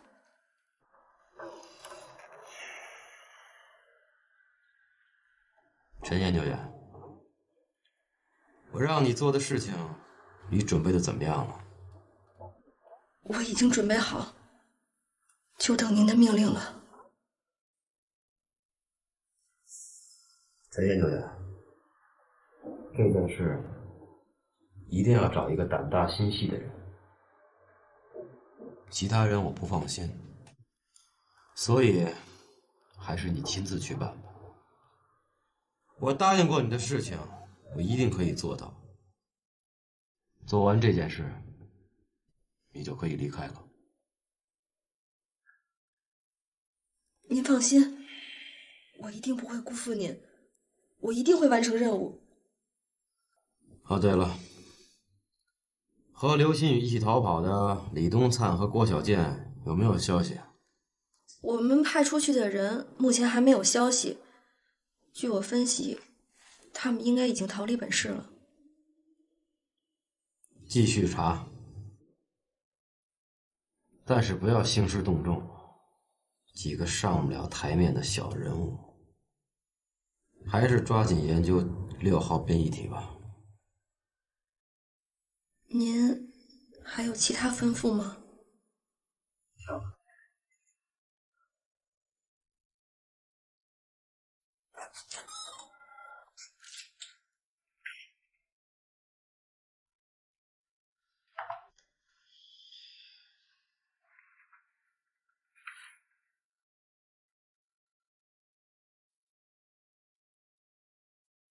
元旭，希望你这次不要阻止爸爸的计划，踏踏实实做你的记者。等我计划完成以后，我带你远走高飞。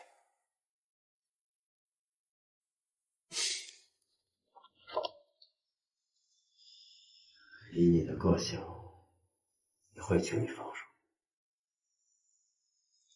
计划完成以后，你还会认我这个父亲。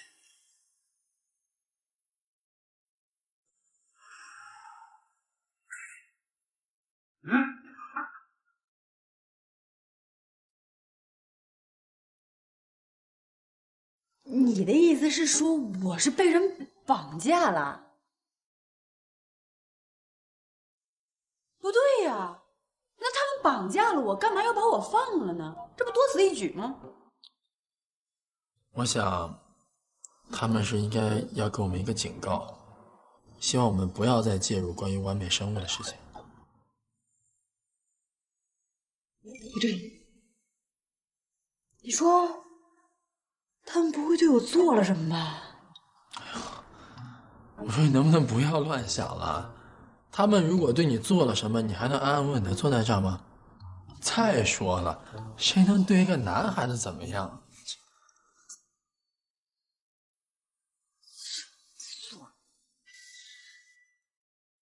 就算他们没对我做什么，那他们会不会给我打了什么病毒呢？哎呦，我说你一天到晚能不能不要瞎琢磨呀？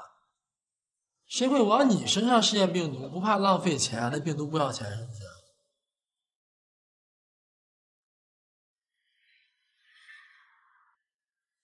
那可是为什么呢？为什么昨天晚上发生的事情我就一点儿都不记得了呢？这很正常啊。你想啊，这可能是暂时性失忆，你被别人拉上车的时候，头部不小心受到猛烈的撞击，特别正常。你相信我，我上大学那会儿参加拳击比赛，经常一弄就被人揍失忆了。你说我的智商不会下降吧？我说姑奶奶，就你这个智商，它就算降，它能低到什么程度？已经很低了，好不好？你有没有同情心？我要是变傻了，你养我一辈子。养你？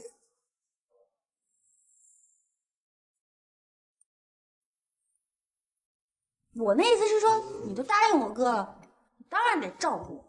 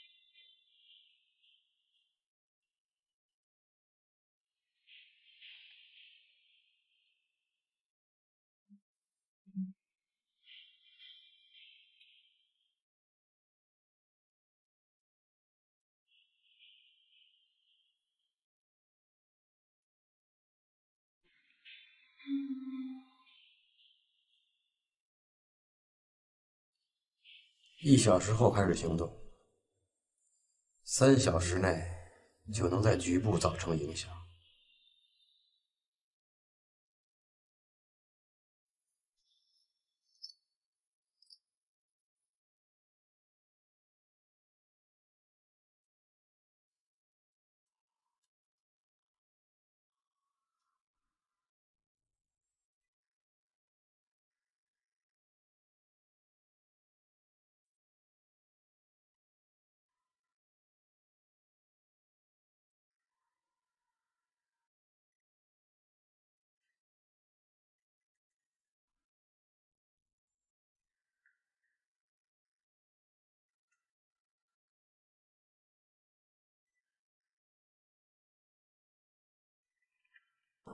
喂，沈总，有什么事儿吗？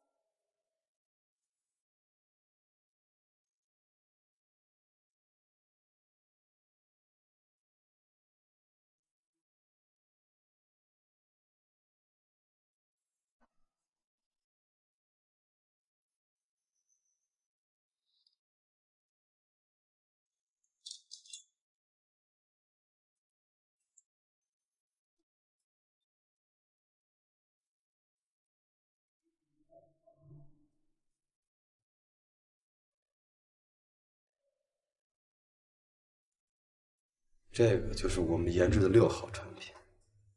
你的任务就是去医院走廊，把它倒在人流量最多的地方。记住，避开所有监控，尽量保护好自己，然后马上离开。好，您放心，我一定完成任务。千万不要有任何纰漏，否则的话，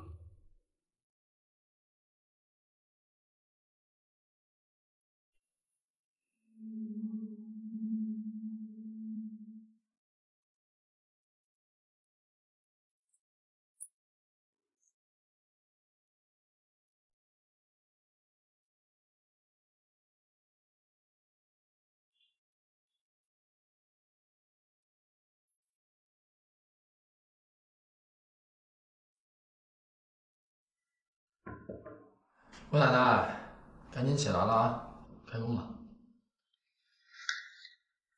开什么工啊？哦，陈总刚来电话说让东岳过去一趟。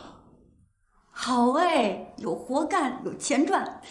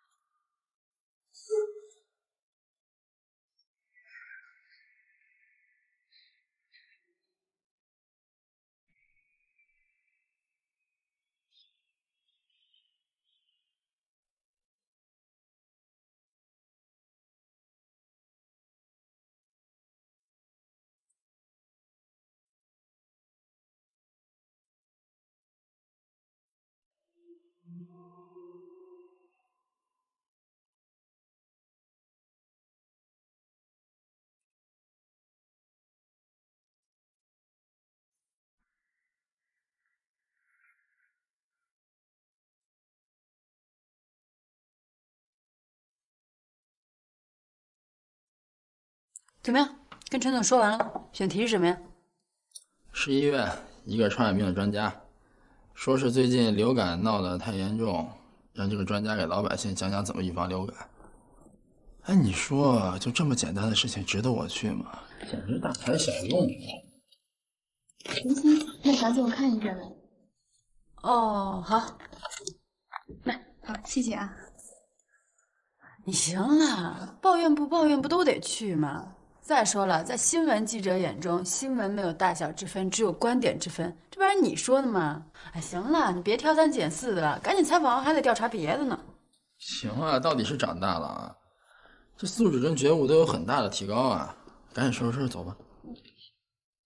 哎，对了，你的快递是别的办公室的同事送过来的，说送错办公室了。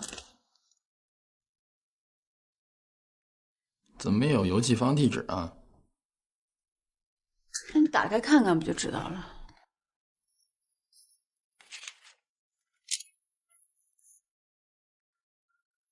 哎呀，看来是那个李东灿寄给咱们的呀。啊，这信上说他们已经离开国内了，然后把咱们想知道的事情都录到这个手机里。咱们啊，回来再听，先去把任务给完成了。走。哦，好。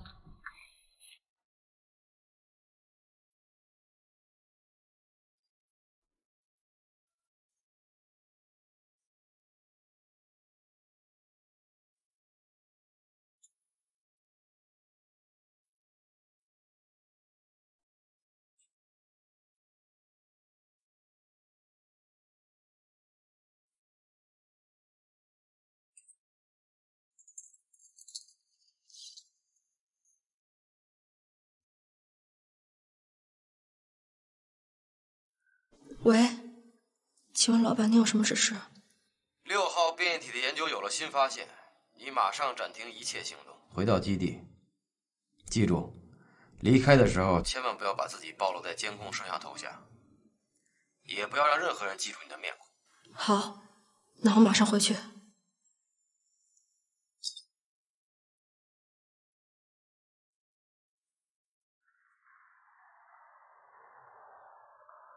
叶云旭，我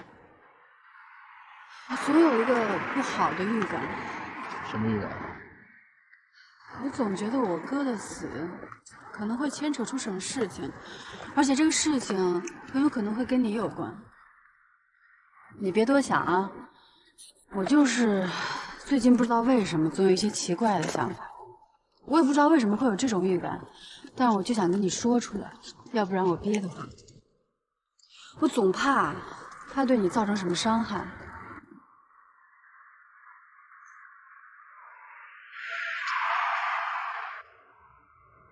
你还不该说？那就别胡说八道了。懒得管你。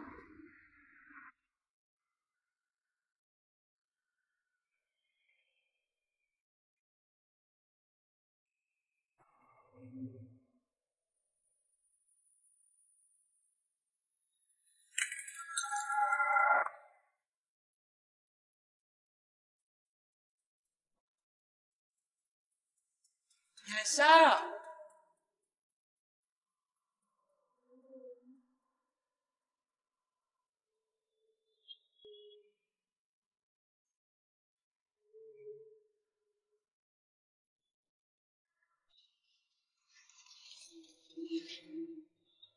朋友，小心一点啊！谢谢，我家病人情况紧急。这人够莽撞的呀！啊，人家家里人病情严重，可以理解嘛。哼，没发现呀？你还是个讲道理的。哎呦，那也得看是谁了，跟你根本就不用讲道理。切，懒得理你。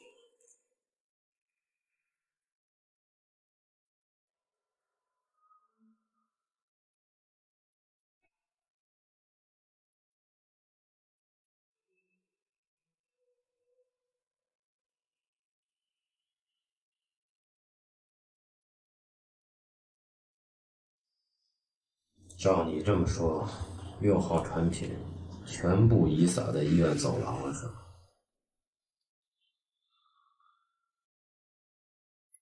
但交给你的事情就这么完成了。这是个意外，老板，你听我解释。不要跟我解释，我叫你过来不是让你跟我解释来了。知道我为什么终止你的行动吗？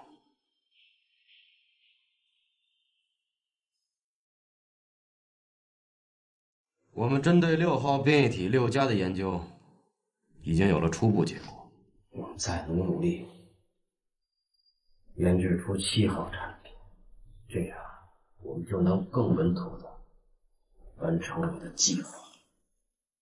可现在被你搞砸了，你说应该怎么办？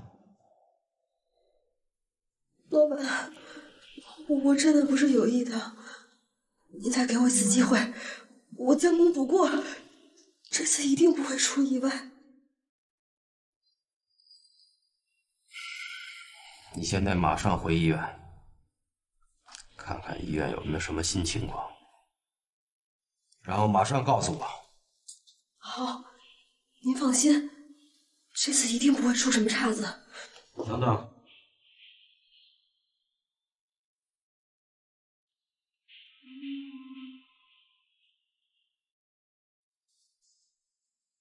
走之前把这片药吃了，小心自己感染。好，谢谢老板。记住，一定要小心，最好换一身装扮。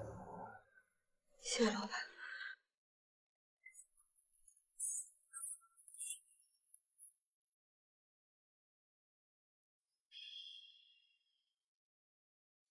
难道今天发生的一切都是一个不好的预兆吗？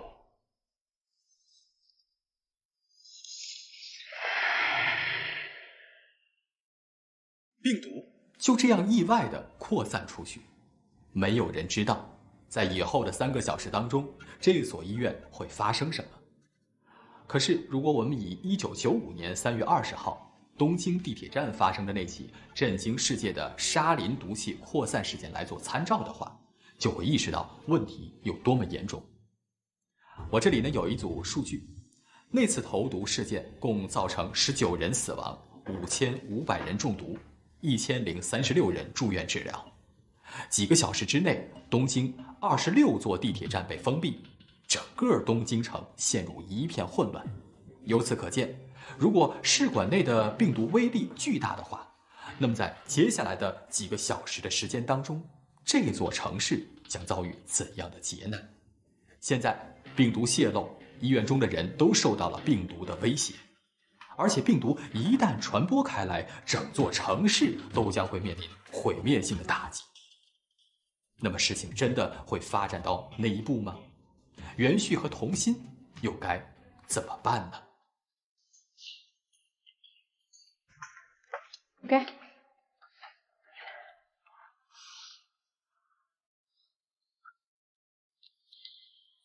怎么样？刚才专家说那些都听懂了吗？跟听天书似的。所以让我说啊，这期节目就算是播了也没用，因为老百姓根本就听不懂。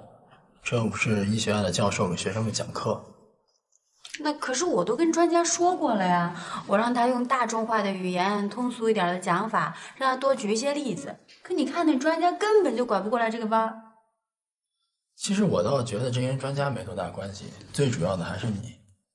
我跟我有什么关系？这一吧是情况来得太紧急，你没有准备好你的采访提纲；这二来呢是你没有起到引导的作用。说详细点。引导作用嘛，顾名思义就是要因势利导。专家是干什么的？专家是给人看病的，而不是上电视的。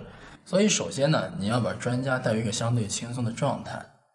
另外呢，你可以举一些相对生动的例子，比如说你问专家流感是什么？从科学上来讲呢，流感就是病毒，但是对于老百姓来说，流感就是感冒，就是生病。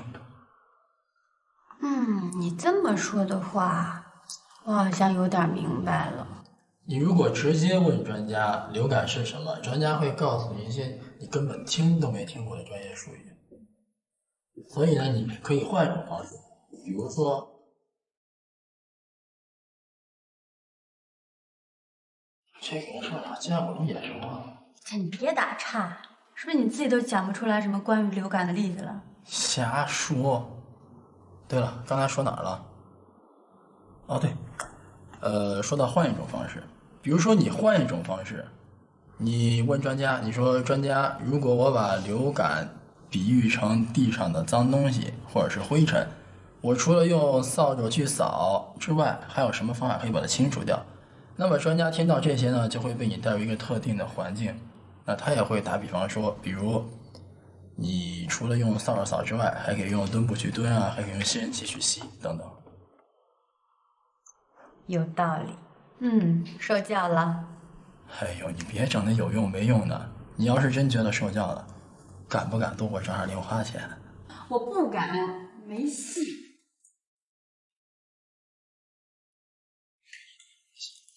等等我啊！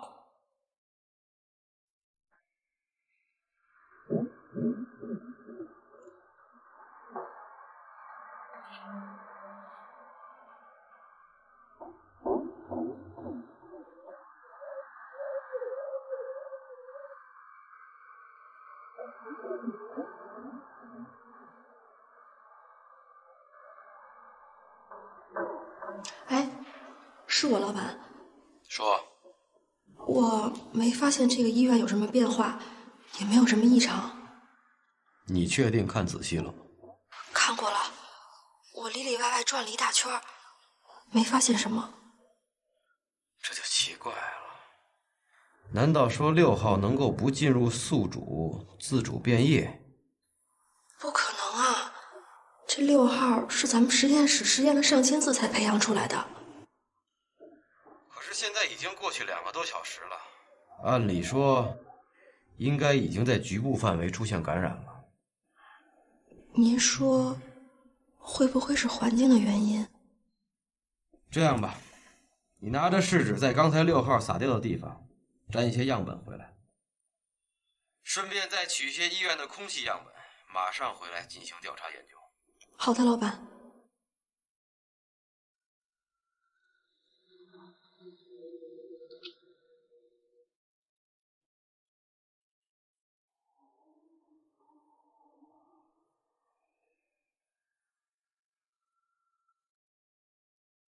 同心，这次我可又教你一招啊，你总得意思意思吧？也行啊，要不晚上做饭的时候给你多煮俩鸡蛋。我说你这也太没诚意了。那怎么办啊？哎，我口渴了，要不我请你喝咖啡？喝咖啡啊？也行。那走吧。哎，不对不对，是你口渴，然后你说请我喝咖啡，你这可属于混淆视听啊！你爱喝。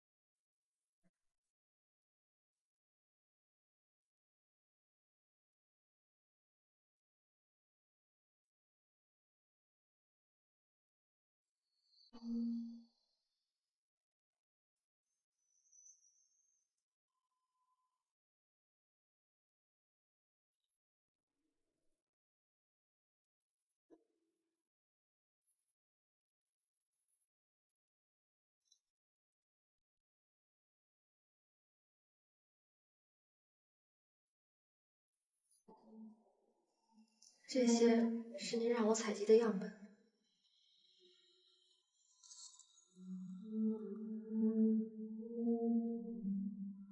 这么说，医院真的没有任何情况？没有，我在医院里里外外转了好几圈，没有发现什么异常。到底是什么原因？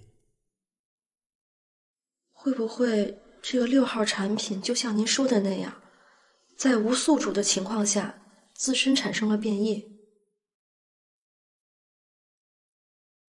这个问题还是让实验室去解决吧。你现在马上把这个送到实验室去，看看出了什么问题，然后就等着我们7号样品的研发。等7号出来，我们就可以再次行动。下次我一定不会让您失望。下一次就不用你去了。您准备把我安排到哪里去？陈研究员，你跟了我这么久，心理素质怎么这么差？如果这要是在战场上，你是不是会第一个当逃兵啊？您说的对，我心理素质是不好，在战场上当不当逃兵我不知道，可是在您这儿，我永远不会当逃兵。这就对了。别害怕，这一次我是把你安排到外地的基地，让你主持那里的工作。等我们的7号样品研发成功，计划完成了，我就会把这里销毁掉，然后去那边找你。我一定不会辜负您。好，去忙吧，我有些累了。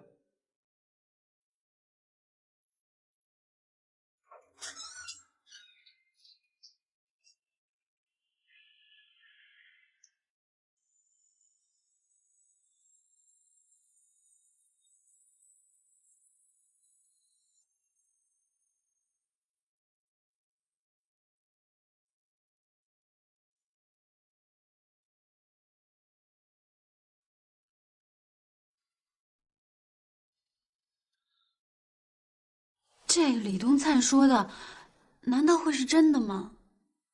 他没有必要骗我。那要他说的都是真的，这帮人也太丧心病狂了。可是我怀疑这个李东灿说的也只是表面现象，这背后没准还隐藏着什么更为惊人的真相。那咱们怎么办？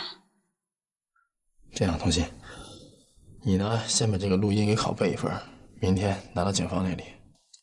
好。那你呢？我明天去医院找一下咱们今天采访过那个专家，了解一下在录音当中所说的这种牟利行为到底有没有发生过。可警察要是问我这录音怎么来的，我怎么说呀？你就告诉他们是有人匿名寄到你邮箱里的。为什么不说实话？你到底想怎样？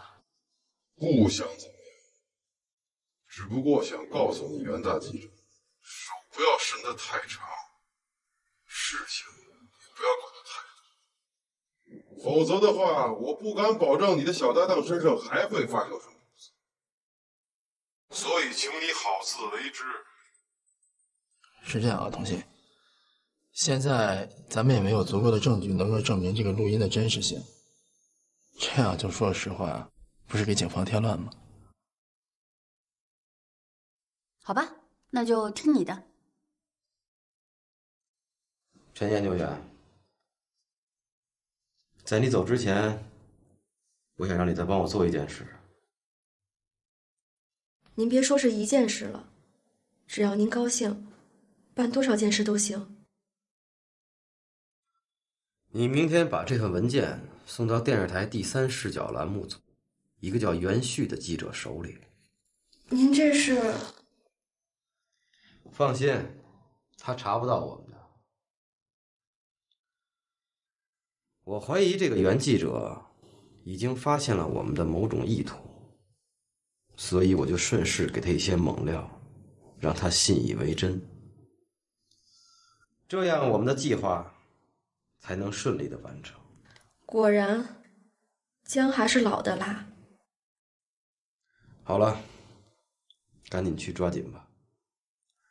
至于怎么送，那是你的事情，但是千万不要暴露身份。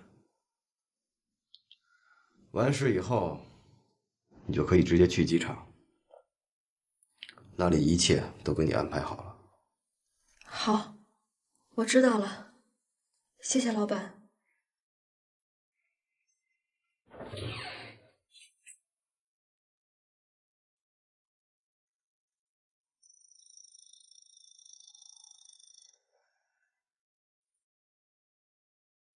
我是袁占霞。好，太好。明天上午把7号产品的样本送到办公室。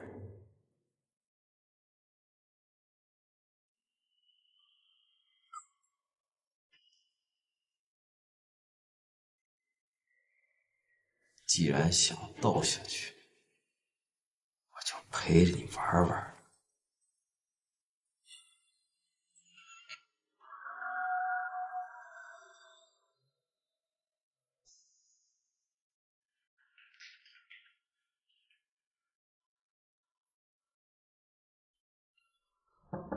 同学，都几点了？赶紧的啊！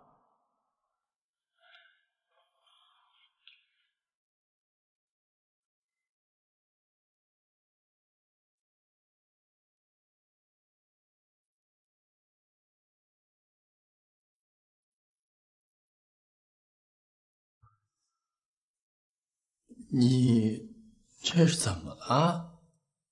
怎么样？谁让你总说我像男孩子？现在还像吗？我可是真没想到，咱们电视台的佟大记者，这男扮女装真挺不错的呀。那是，特别的妩媚动人。谢谢。一定可以吸引不少的女孩子。那是当然的。漂亮，特别到位。走了啊。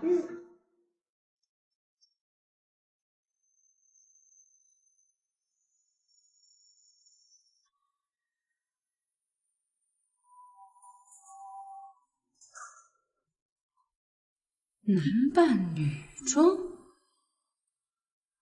吸引女孩子。袁氏，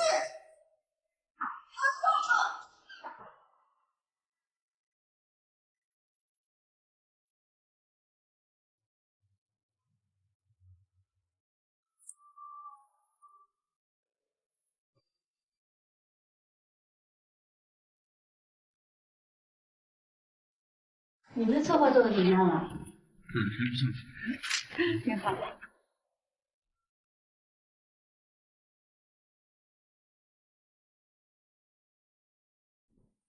就夸了你2句嘛，脾气那么大。你还敢说？废话那么多，一会儿你就去医院调查一下情况，我去警方那边把录音给他们。还有，你最好找个医生治治你这张嘴。知道。还有啊，下午2点在这集合，汇报一下情况，听见没？听见了。听见了，你还不动？这个啥？您是袁旭吗？啊，你好，我是。您的快递，请您签收，签到这里。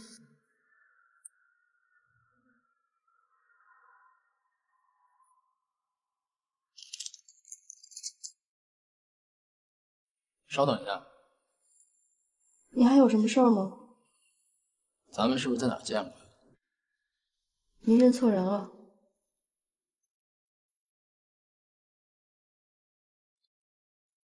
这个朋友，小心一点。谢谢，我家病人情况紧急。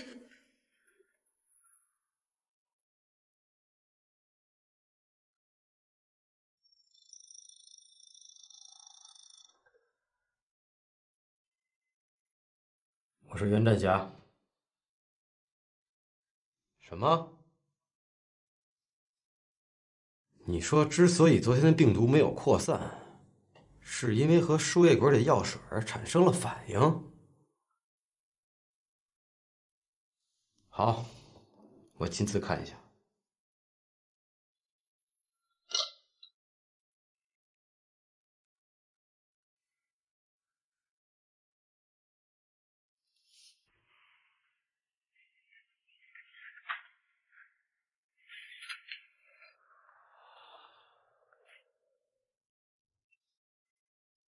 喂，张医生，我是第三视角的记者严旭。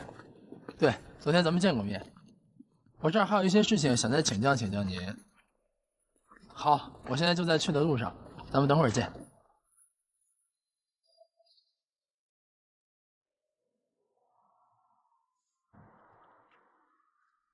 好，我知道了，我会查清楚昨天那个时间段医生开出的什么药方。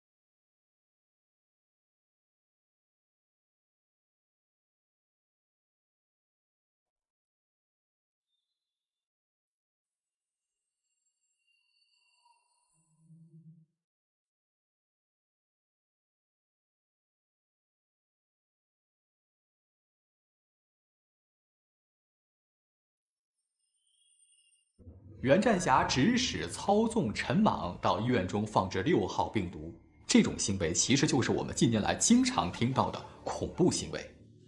恐怖主义是实施者对非武装人员有组织地使用暴力或以暴力相威胁，通过将一定的对象置于恐怖之中来达到某种政治目的的行为。国际社会中某些组织或个人采取绑架、暗杀、爆炸、空中劫持、扣押人质等等恐怖手段，企图实现其政治目标或者是某项具体要求的主张和行动。911、日本东京地铁投毒事件就都属于恐怖主义的范畴。对于这种行为，每个国家的司法标准各不相同，但是相同的是，对于这种极端行为，极端组织一经查获，势必行使最严厉的法律裁决。近年来，随着恐怖主义愈演愈烈，国际社会反恐的呼声也是越来越高。很多社会学者称恐怖主义将会是21世纪威胁人类生存的主要敌对力量。那么袁占侠为什么要这么做呢？他的最终目的又是什么呢？接下来面对初次投放的失败，他还会做出怎样疯狂的举动呢？好，本集故事告一段落，我们下集精彩。